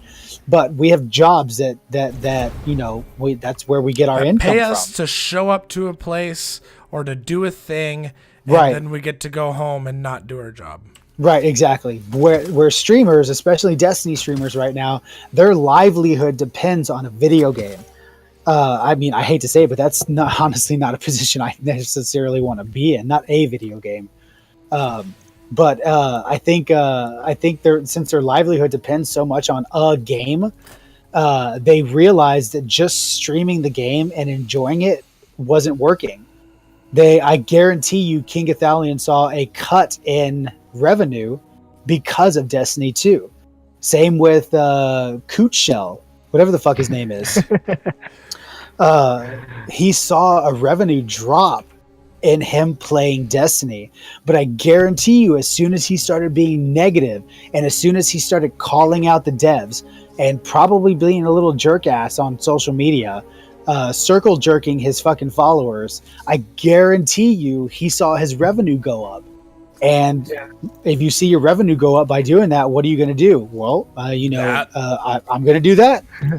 Well, his prime example of that is, before he was being a little asshat on social media, he attempted to upload PUBG and Fortnite videos, and his viewership went down like almost from 100,000 views a video to like maybe 20,000 views. Yeah, exactly. But then as soon as he started doing negative shit about Destiny, did it jump back up? Yep, he put out "This is why I hate Destiny 2" video, and that got 500,000 views. There you go. It's not rocket science, and it's a shit. This is gonna sound like I'm playing devil's advocate, but I don't mean to. But it's a shitty position to be in, and it's a really shitty position that it's their own fault they're in it. But I'm so sorry. I don't mean go to ahead, be a go dick ahead, and go ahead. interrupt, but it's hard for me to feel sympathy because to me, if you can't make content work with other games, if you can't get your audience there with different games, that's a problem with you. That's not a problem with your viewers. That's not a problem with anything else. There are plenty of people that have made careers and swapped games. It's not, Rooster or Achievement Hunter got popular with their Grand Theft Auto Let's Plays, but they can, or in Minecraft Let's Plays, but they can do other stuff and still get as many views. If your new content isn't bringing people to it, the problem isn't your audience, it's you. You're not making good content, and you need to figure your shit out without taking it out on a developer. Especially, it really bothers me because I would murder every person I love in my life to get flown down to Bungie and be able to hang out and play an early build of some new content update, to sit down and talk to the developers, to have Deej follow me on Twitter and to have his cell phone number. Like, those are all benefits that I would love to have that I can't have. Meanwhile, King Gathalion and Dado and all these people do all that shit all the time, and they just sit around talking shit about it. About the studio. And to your point, Trey, that's why I've stayed a loyal viewer to Mesa Sean, because he never talks down. Yeah, he'll say there's problems with the game, but then he gives like good feedback on what they could possibly do to make it good. He never, not once, puts them down. Totally. And he's very appreciative of everything that they've done for him. He says it in every video. Yeah, and I think supporting the people who are supporting Bungie is it's good. I think that's something everybody should be doing. I think supporting a developer for whatever reason, I think that's good. And supporting the YouTubers that support them is also great, because I'm sure if you were to like ask Gathalion about some of the changes, he would probably attribute it to him being a little asshat on social media and stuff. Well, I can read you a tweet. I can read you a tweet to that. Okay, fact. Go for it. Go for it. 1 second. I'm scrolling to You're it still right now. okay. You're still scrolling. Hold on. Tell me when you get there.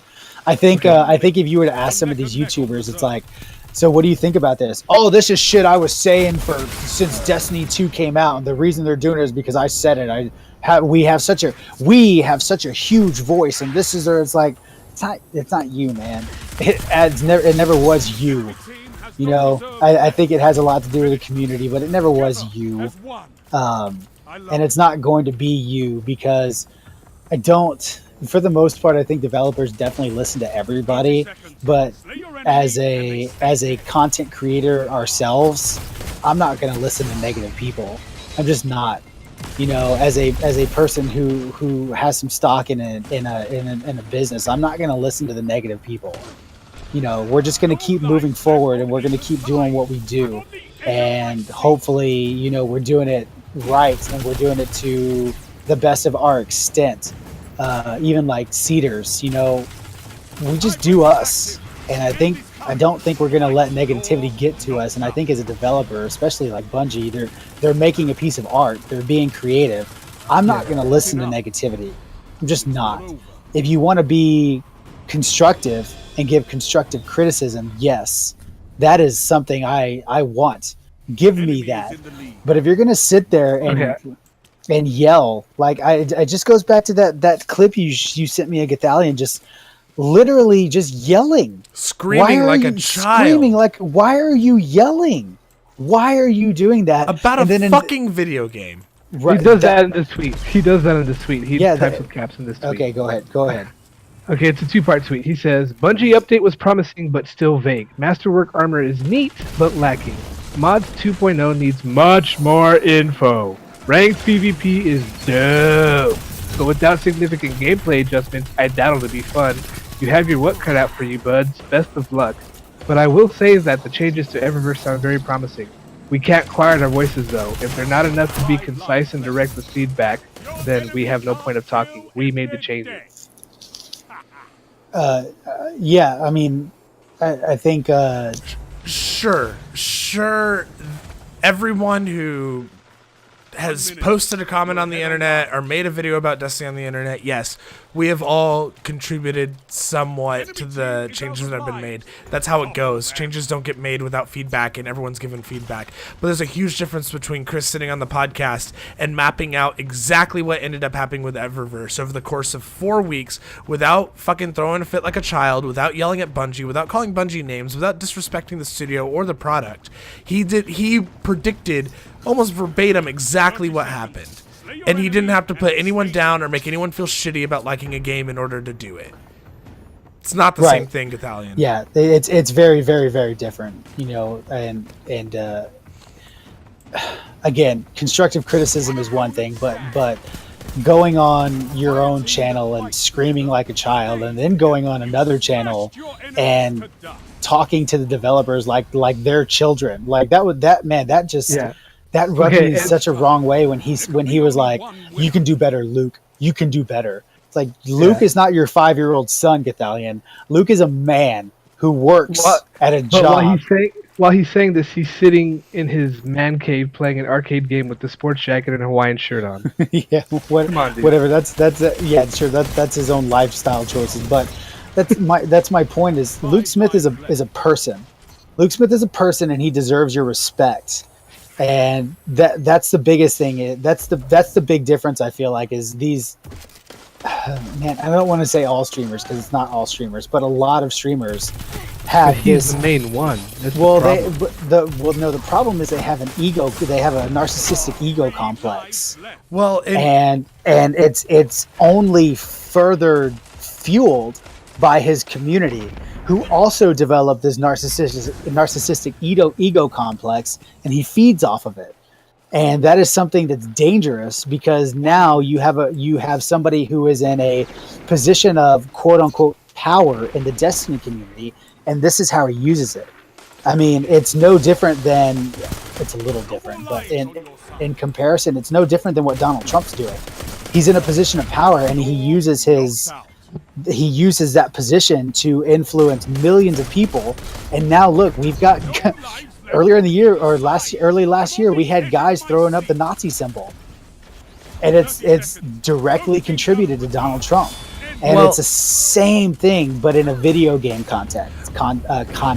Well, and you have these guys that want to sit there and say that have been around since Destiny 1, like Datto and King Gathalion, that want to say, we made this game. We made you, Bungie. If it wasn't for us, this wouldn't be a thing. At the same time, though, like, you're kind of forgetting Bungie made you too. A lot of these guys that I know, like Datto and King Gathalion, I know them because they were on the fucking House of Wolves streams or Yep. the Taken King stream. And Yep. the only reason, if you look at their production quality and you look at the quality of their early work, it wasn't great. There were so many other people doing better content out there. A fucking 13-year-old was making better content for Call of Duty than Datto and King Gathalion were at the beginning. But you know what? Like, they were able to shine because this was a small community full of people that loved a game that the grander gaming industry had given up on. Yep. So yeah, maybe you contributed to part of the success, and maybe you had a hand in building that community that existed at the end of Destiny 2.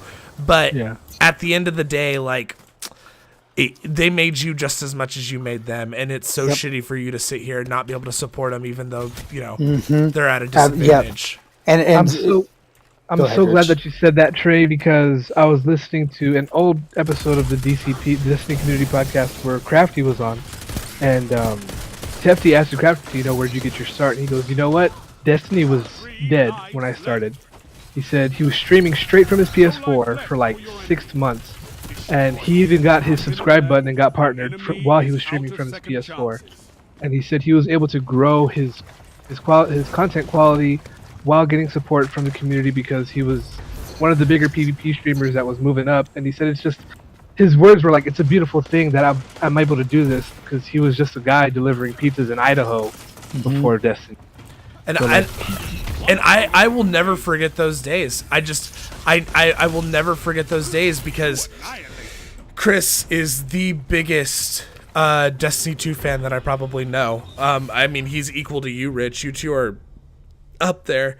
But when I met Chris and we started Twin Stick Radio, I was playing Destiny 1, and he and Blake, who turned out into huge Destiny 1 fans again after maybe House of Wolves before Taken King, they gave me shit about it every week. About, the game's not interesting, it sucks, why are you still playing it, why are you putting time in it, why are you doing LFG? And everyone was saying that. It wasn't just them, it was everybody. And I really regret not jumping on my PS4 and streaming Destiny more during that time, because I could probably have been a fucking Gathalion if I did it, because that's how small the community was. It just didn't exist. And we were constantly being attacked, and people were making us feel bad, but we fucking held on and built something beautiful with the help of Bungie, because they didn't give up on it either. Any other developer would have walked away from it. Look at something like Brink. That game was a piece of shit when it came out, but it had a lot of promise. And Bethesda saw the sales and Bethesda saw the talk, and they gave up on it immediately. And it never got to grow into anything. Yep. I think I'm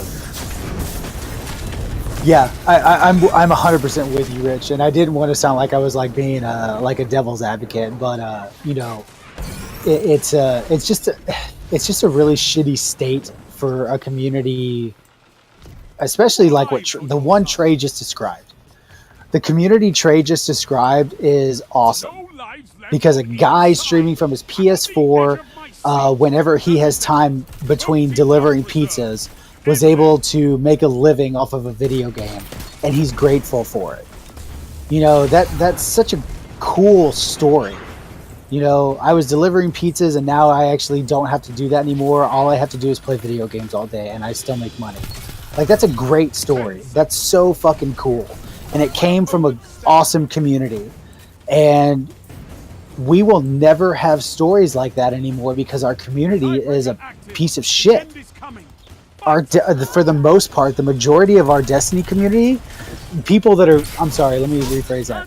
People that are vocal, i.e. us, Gathalion, the DCP, Planet Destiny, all these guys, vocal on the internet. I'm saying this, not us. I'm including us just because we're part of this community, but not us in general. But just in general, the vocal majority of the Destiny community are pieces of shit. That's just how it is. And it really sucks that I am a part of a community like that. It sucks that I'm a part of a community where one of our quote unquote leaders acts like a 5-year-old on his stream. It sucks that a huge PvPer puts out tweets to the point he gets suspended from Twitter because of how shitty his tweets are. Like, it sucks to be a part of that community. And it goes back to what Trey and I had been talking about. It's like, I am so tired and almost ready just to give up on the game because of how negative the community is. I'm tired of defending the things that I love. And I'm fucking tired of it. I am tired of having to explain why I love Destiny to somebody who just shits on it, because that's an argument you're never going to win.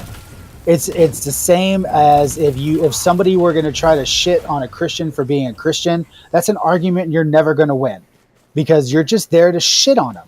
You're just there to criticize their lifestyle choice. You're just there to criticize everything that they are going to say to you. So it's an argument that nobody can win. And it's a shitty thing. Sorry, Rich. What? That's it. Do you know where most of the community that grew from that dead time and is the positive part of our community? Do you know where they're at right now? They're at the Fortnite. I was going to say playing Fortnite. Yeah, because they're uploading Fortnite content because they understand. Because that is a rational part of the community that 100% understands that it's okay to play another game other than Destiny. You know what I'm playing right now? Playing Dragon's Dogma while we talk about Destiny.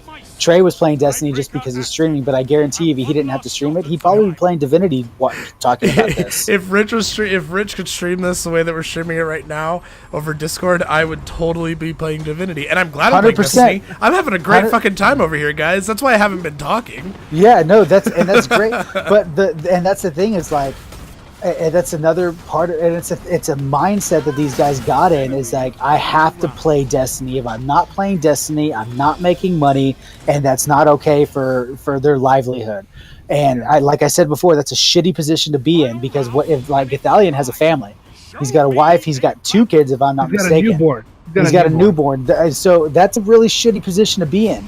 If but I'm he's watching keeping his viewers. He's keeping his viewers. That's sure, but I'm just using. I'm sorry. Gathalion is probably a bad example then. But just a YouTuber who has a wife and 2 kids. If I'm sitting there watching my YouTube revenue go down because I'm being positive about Destiny, holy shit, I'm worried, because that's my livelihood. That's if my kid can eat next week. You know, Watts that's uploaded a video saying the exact same thing, dude. She said she hadn't uploaded a Destiny 2 video because she was afraid of the community.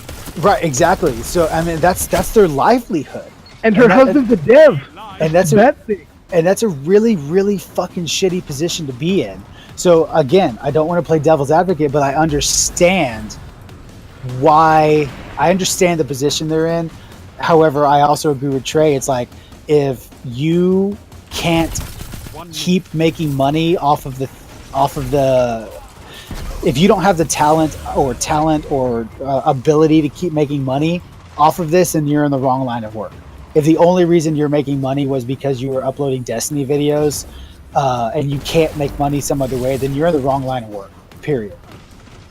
You can't rely on your livelihood on a game. But that aside, it's a shitty position to be in, like I was saying before.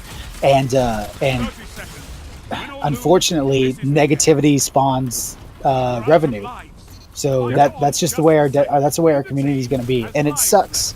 Again, I was saying it sucks that we're never going to have a story like Crafty, like you just said. We're not going to hear that story ever again, because of how shitty this community is. And again, nothing that Bungie does is ever going to be good enough, ever again. Period. And I'm not saying that from my own opinion. I'm just saying that from the community. Well, Bungie can't save quote unquote Destiny anymore, because I've seen so many videos and so many tweets saying the damage has been done. We're never going to get back to the way it was before. But you know what? I don't again. Sorry, go ahead. I don't think Destiny needs to be saved in its current state. I don't think it does either. I think that Bungie needs to do what they're going to do, and the people that don't hate the changes need to do what they are going to do and go away. Yep. And I think that the game should get small for a while, and I think it would teach Bungie a lesson, but I also think it would give a new generation of fucking content creators and a new community to spawn. And I don't see anything wrong with that. I 100% agree with that. But I'm sorry. My point I was getting, excuse me. My point I was getting to is you know, what was I saying? The quote unquote save Destiny. God damn it. What was I saying? I was getting to a point. Shit. I'm sorry. It's okay. Damn it. It was going to be a good one too. I bet it was. But it was going to be revolutionary. I want to say one more thing about community. I've unsubscribed from about 12 channels that I would follow on a regular basis for Destiny. And to fill the gap, I've been playing NBA 2K18 a lot. Nice. And I follow a specific 4 guys that play that game, and I keep track of the whole community as a whole. And the whole NBA 2K community thinks that the game is bad, but they keep uploading content, and it's not NBA 2K content. They'll upload IRL basketball videos. A bunch of them are doing Fortnite right now, and then they find creative ways to upload 2K content when they do upload it. Like, you can draft a team in a fantasy mode and play with them for a week, and that's interesting. But they don't have to play the public part, the social part of NBA 2K. They can play that part. Right. But they don't shit on the game that made them, because they understand that they wouldn't be there if it wasn't for that game. Yeah, that's good. That's something that the Destiny content creators need to look at. Yeah, that's good. What I was going to say is we're sitting here talking about Destiny for 2 hours now. Holy shit, how long have we been going? Almost 2 hours. Almost 2.5 hours. It's 11:30. Jesus. We sit here and we're talking 2.5 hours on Destiny, and we're talking about this, and it's something that we love and all this other stuff. However, my point I was getting at is it's a video game. Yep. It's a game. That's all it is. It's nothing more than a game. And the game doesn't need to be saved because it's a game. It's just a game. And I get that there are people out there that this game, their livelihood is they rely on it, but that is a position that you chose to get yourself into, and it's a position that you're going to have to live with without being a little asshat about it. You know, it's just a game, and it's nothing more than that. You know, Destiny is not the American government. It's not something that's going to affect America as a whole. It's not the war in the Middle East. It's not this whole fucking, damn near Cold War that we're fucking about to get in with North Korea. It's not any of that. It's just a game. And the fact that you are treating it as if the world depends on whether it dies or lives is just a shitty place for you to be in. And I have no better word than like to these guys like Cooch. Man, I pity you, dude. I pity you that you are in a position where you have to act like this and you have to feel like this, because that's so shitty, man. Yeah, but it's your own damn. You're 20 years old, dude. Like, come on. But it's his own damn fault. It's something that he chose to get himself into, and so I don't feel sorry for him at all. I want to make that very clear. I do not feel sorry for anybody who is losing money because of Destiny 2. Just don't. I can't feel sorry for you. I just 100% cannot. That is something you chose. But again, like Rich is, like we've been saying and echoing, it does not give you the right to treat other human beings like trash. Period. It just doesn't. Yep. And I think you really need to get your priorities and your perspectives right. Because there's a lot more happening in this world than just Destiny. So, just, man, if you ever hear this, man, fucking sit down and rethink it, man. Just fucking rethink it. Seriously. Finish college, buddy. Yeah, sure. You don't even have to do that, man. Just fucking sit down and rethink it, man. If you've got a wife and a kid and you're acting like this, or even if you don't have a wife and kid, this is your livelihood we're talking about, man. sit down and fucking rethink this, dude, for real, because I don't know, something's got to change. You can't be acting like this on fucking. You just can't be acting like this as a 20-year-old man. You just can't. Anyway, Is that all we have?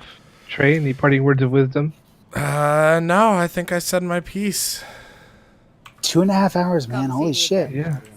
Well, if you enjoyed this show, we are here every Saturday night at 9 p.m. Central.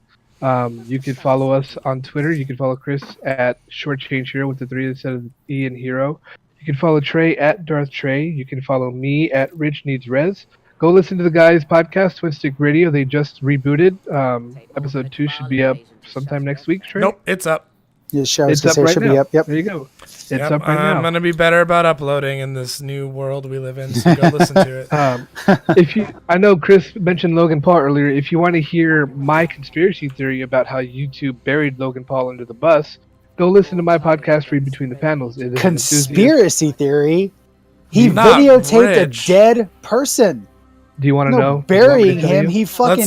Let's finish this part and then Okay, because I'm actually sure. really curious to fucking hear. He deserves every Yes. bad thing that's happening to him. Okay, you can listen to my podcast, Read Between the Panels, on iTunes, SoundCloud, and Google Play. And what else was I going to plug? Oh, yeah.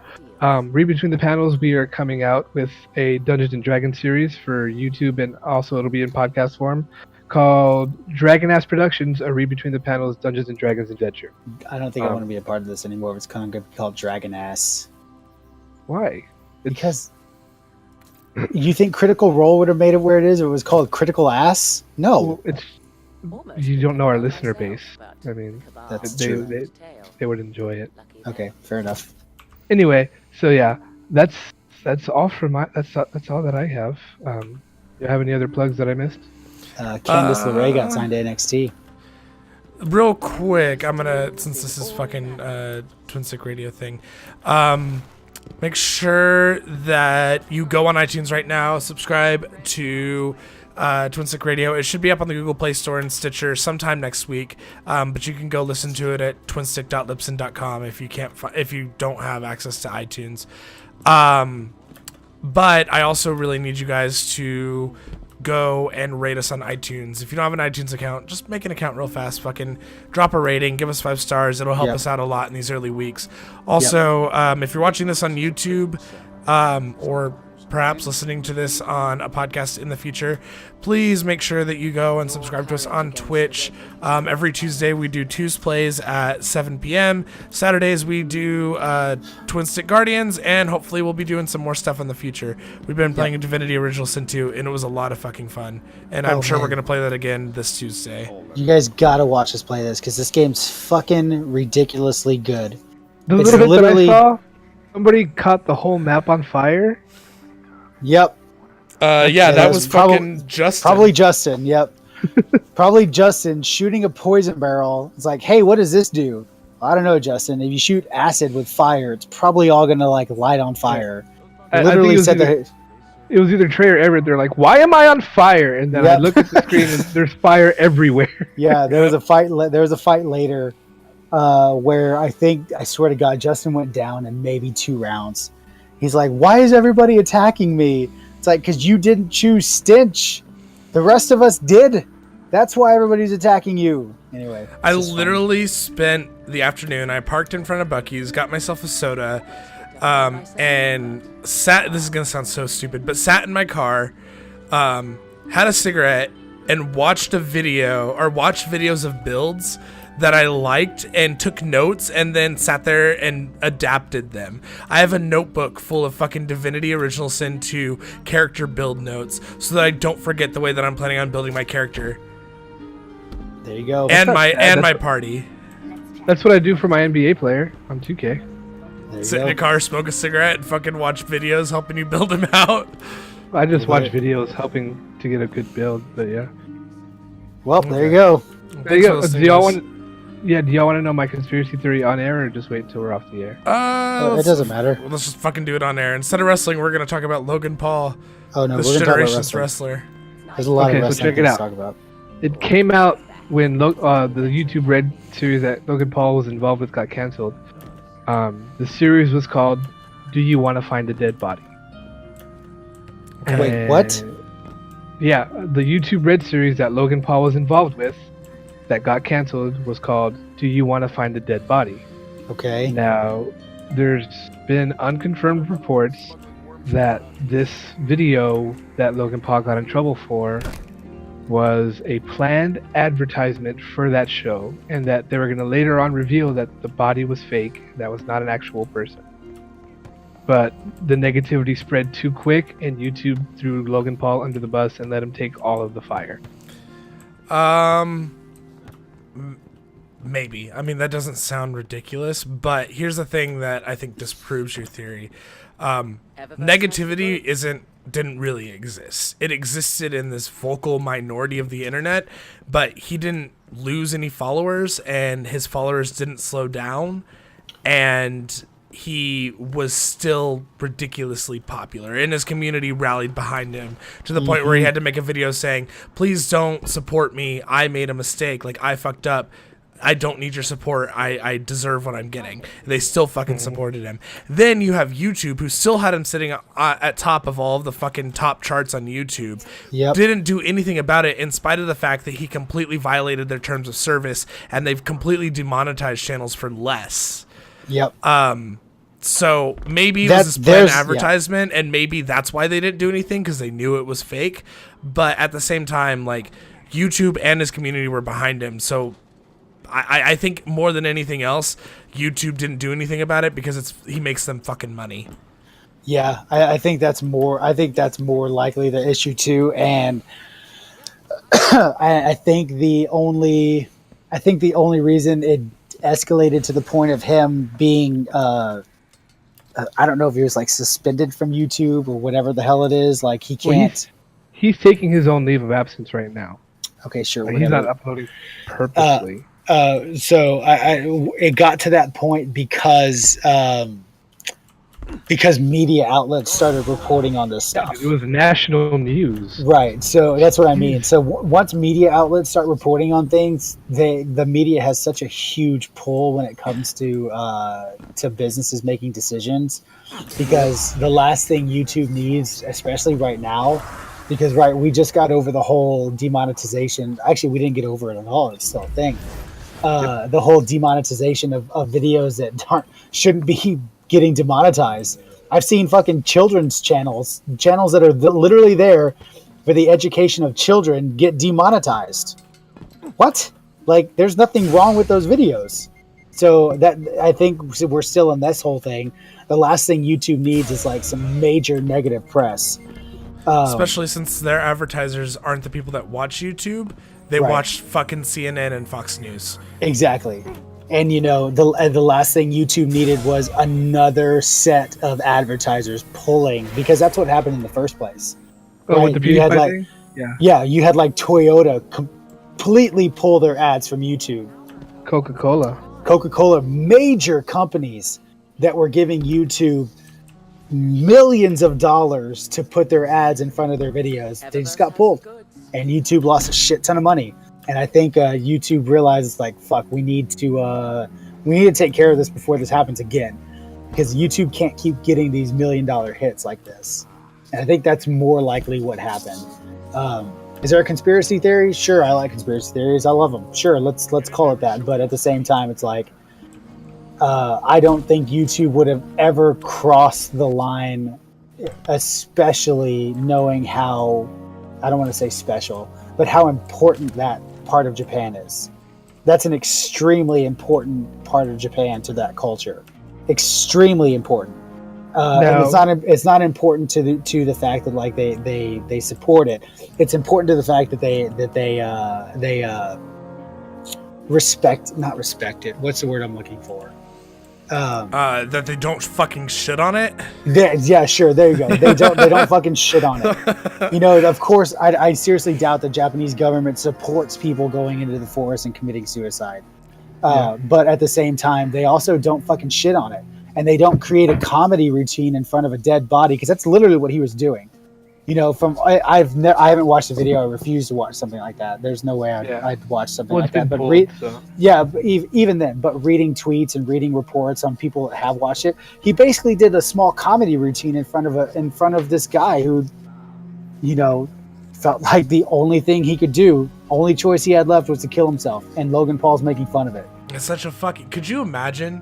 Like, it's funny because until you said that, I hadn't really put it into perspective. Because, like, you know, I kind of have this feeling that, like, when I die, you could fucking dress me up in clown makeup and, like, you know, do whatever you want with my body because I'm dead. Like, that's not me anymore. But if I killed myself, it's and very, very my different. tragic death was fucking, like, reduced to some ridiculous fucking character on YouTube. It's God, it's that's very, very so different. disrespectful. Yeah. And I had never thought about it that way until you said it. And The thing that pissed a lot of people off though was like during the whole scene where they found it, his videographer said, "Oh, dude, give me the camera," and then they proceed to go to the body. I don't think that was the only thing that pissed. The entire video is worth. Well, yeah, the whole pissed off video was over. bad, but that's what like. That's See- on the reaction videos that I saw. That's what everybody slowed that part down and subtitled it. He was You know like, what "Oh, though? dude, Like, give me I the would. camera. Let's go." I don't want to dwell on this for too much longer. I don't actually have a huge problem with that. If you're in a fucking forest known for killing people or for people killing themselves in it, and you are recording your journey and you see a dead body, fucking film the dead body and then turn off the show the dead body in the distance and turn off the camera and report it to the authorities. Like, that's a real thing that happened, and if you're vlogging your life, like, that's something that happened. But to sit there and like try to zoom in on the body or to like have a conversation and tell jokes in front of it, that's completely different. Right, it's very, very different. And I know most people don't agree with that, but that's just how I No, feel. I mean, at least I do. And you know, he put out. Then to me, you know, that's bad. But what made everything even worse, Rich, is that he put out an apology video that got monetized. He purposely demonetized it after making thousands of dollars already. So it doesn't fucking matter. He still made money off of an apology video. But then 3 days later, he uploaded another video just disrespecting that culture. Absolutely, Those just are the two disrespecting that vlogs culture. prior. That was compiled video from the two prior vlogs before the Suicide Forest. Okay, well, whatever. It's still that video got more views than it did. It's still ridiculous. It's I will admit that sometimes I do the Japanese voice, and it's disrespectful, sure, but I'm not doing it in Japan in front of that culture. Well, You to know, be fair, there's a you very- also do the Mexican voice, That's and also true. because those are the only two accents you know. Like, It's very true. I don't know, But I would never go to Japan and make fun of that culture just there. It's just Yeah. I don't He was throwing plush Pokeballs at people At commuting to work. he was throwing plush Pokeballs at Japanese police officers. yeah. I mean, but that's the thing. Like, the bigger problem there, I don't even think is Logan Paul. I think it's the fact that we have built a culture where young people are becoming rich and famous before they have time to grow up. Yes, 100%. As much as people want to sit there and say Logan Paul's a clown and I can't believe he did this and he's disrespecting a culture, yeah, but that's how he got famous. He Yep. doesn't. That's his entire shtick. He did Yep. it in California for forever, to the point where he turned his neighborhood into a war zone and basically had to move because of it. Yep. And we accepted that. This is a representative of the culture that we're building and the culture that we support. It's not Logan Paul's fault as much as it's our fault for supporting that content. Yep. And for letting our kids think that that's the way that you get money and that's the way that you get recognition in this culture. You have young people out there that are building fucking robots and these incredible computer programs and apps that are changing people's lives, and they get zero attention. Meanwhile, some fucking 22-year-old clown is one of the richest people in America just for making stupid videos of Yep. no substance. They do nothing for anyone's lives. They don't contribute to any cultural progression. In fact, they pull culture back, and we support those people. I don't know of a big famous person in Japan that is famous for basically terrorizing his neighbors. They might exist, but fucking Sure, Logan but Paul we don't is know known about it. worldwide. Right. And that is it rings true. And even what we were talking about earlier, literally the only reason Gathalion thinks he can yell like a 5-year-old in his stream is because we've supported him in doing it. And I don't mean we as the three of us. I mean we as a culture have supported that. We as a Destiny community has supported that. We have supported the negativity and the just overall just bitching about Destiny. And it's amazing that our culture's like that. And that's us. Like you said, I don't know of any Japanese or even Chinese or European or whatever, insert country here. I don't know of anybody else that does this. It's literally Americans. Yep. And I'm sure they're out there, sure, but they're not on a national level. And it's the fact that we are so fucking desensitized because of what we have readily available on the internet. Look at who our fucking president is. Again, it goes right back to that. Like, it's amazing. It's amazing how many things you can draw a parallel to who is in office right now.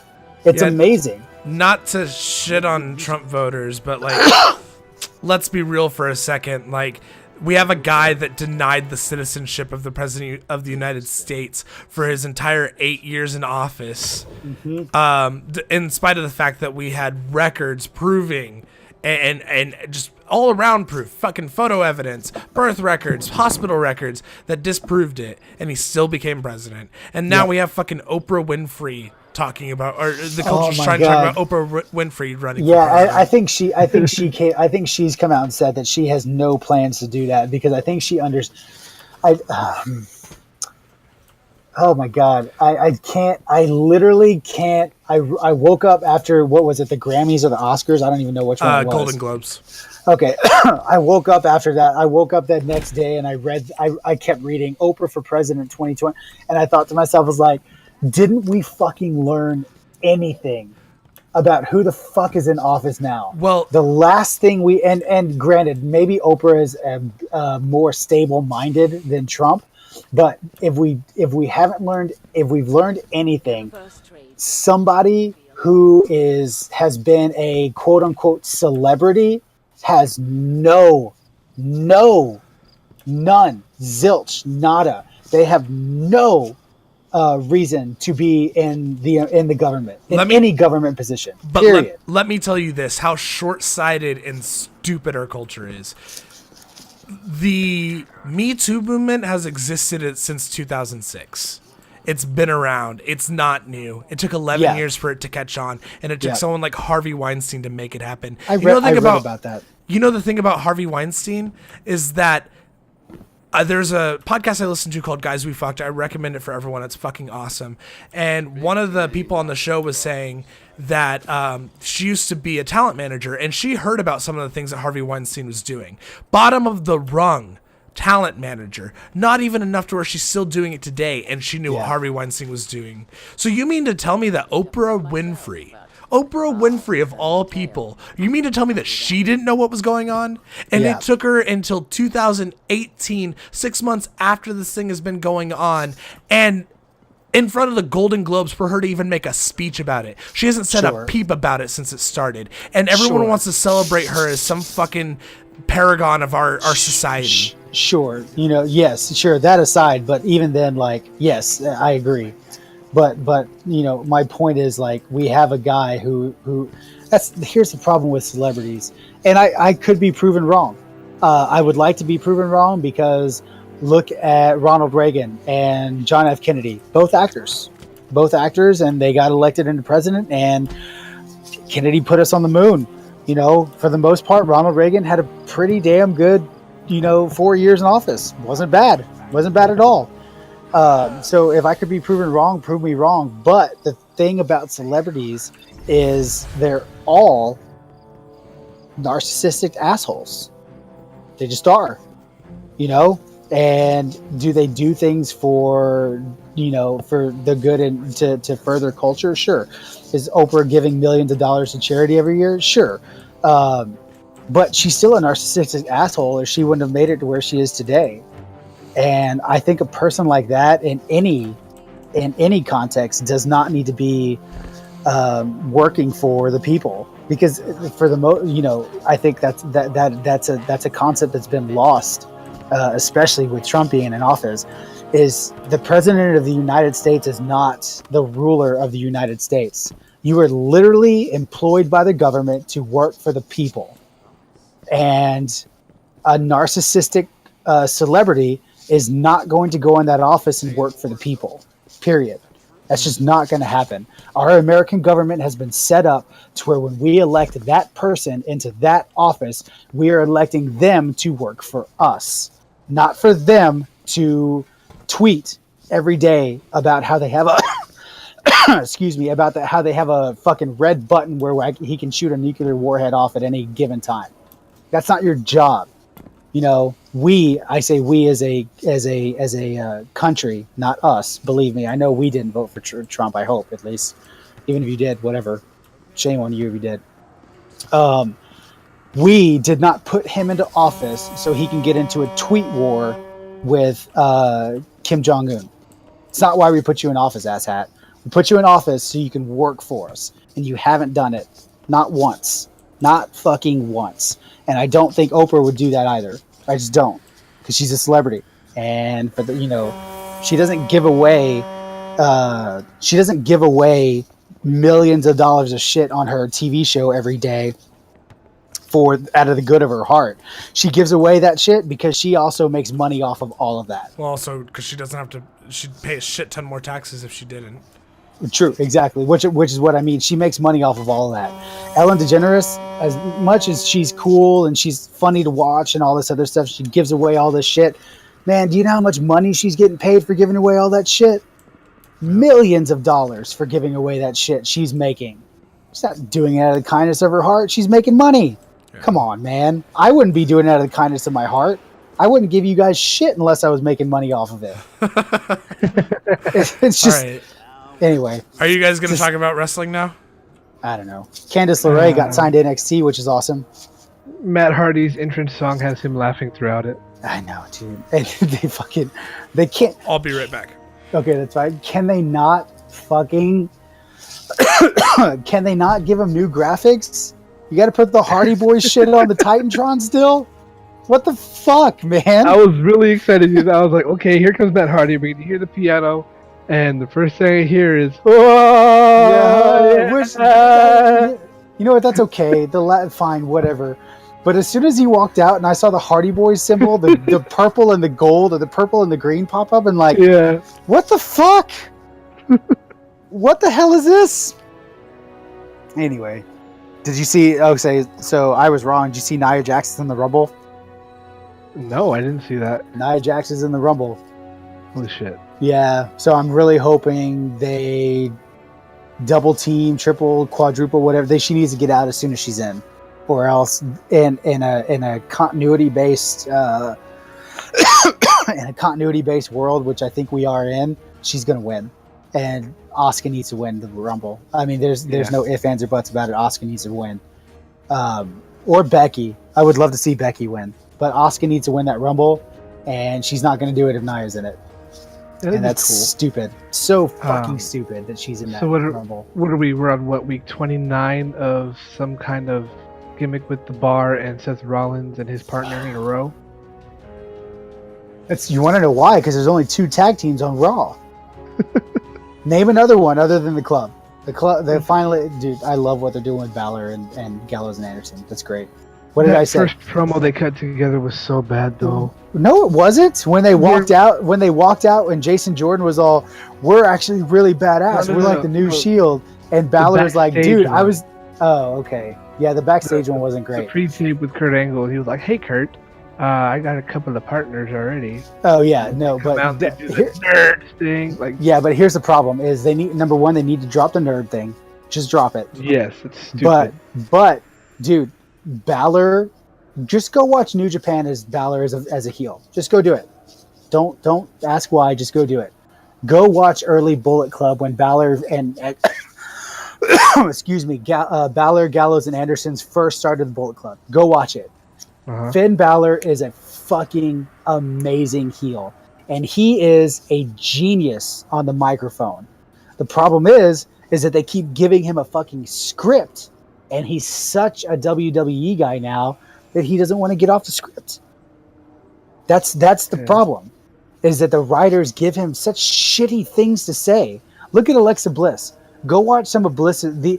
If you were to take Alexa Bliss's promos and give that script to anybody else, it would be the worst, cheesiest thing in the fucking world. But you know what? Alexa Bliss is amazing. She can take the cheesiest shit that these writers give these women, and she turns them into gold, because Alexa Bliss is phenomenal. And I think Balor is finally, either that or the writers are finally letting them, like the second promo when they went out and Jason Jordan was all, hey man, this is really cool. We're the best 3-man group in WWE right now. This is really badass. By the way, Jason Jordan's awesome right now.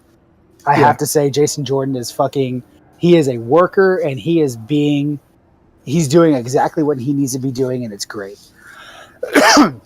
But Balor and Anderson and Gallows come out, and Balor, Jordan, I was doing this 10 years before you even knew Kurt Angle was your dad. Like, holy shit, what a burn. You know, like, that's good shit. The writers didn't write that. That was all Gallows, Anderson, and Balor. 100%. Writers didn't write that shit. Come on. That was 100% Balor. And I think, anyway, but going back, minus the club, the only two fucking tag teams on Raw right now are The Bar, and fucking Rollins and whoever the hell his partner is. Give me another tag team. Nope. There's not. They're all on SmackDown. And even then, there's only 4 of them.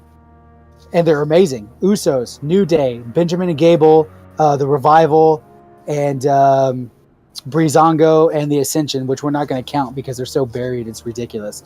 But there's 4 tag teams that are fucking amazing on SmackDown. That's why the SmackDown Tag Team Championship,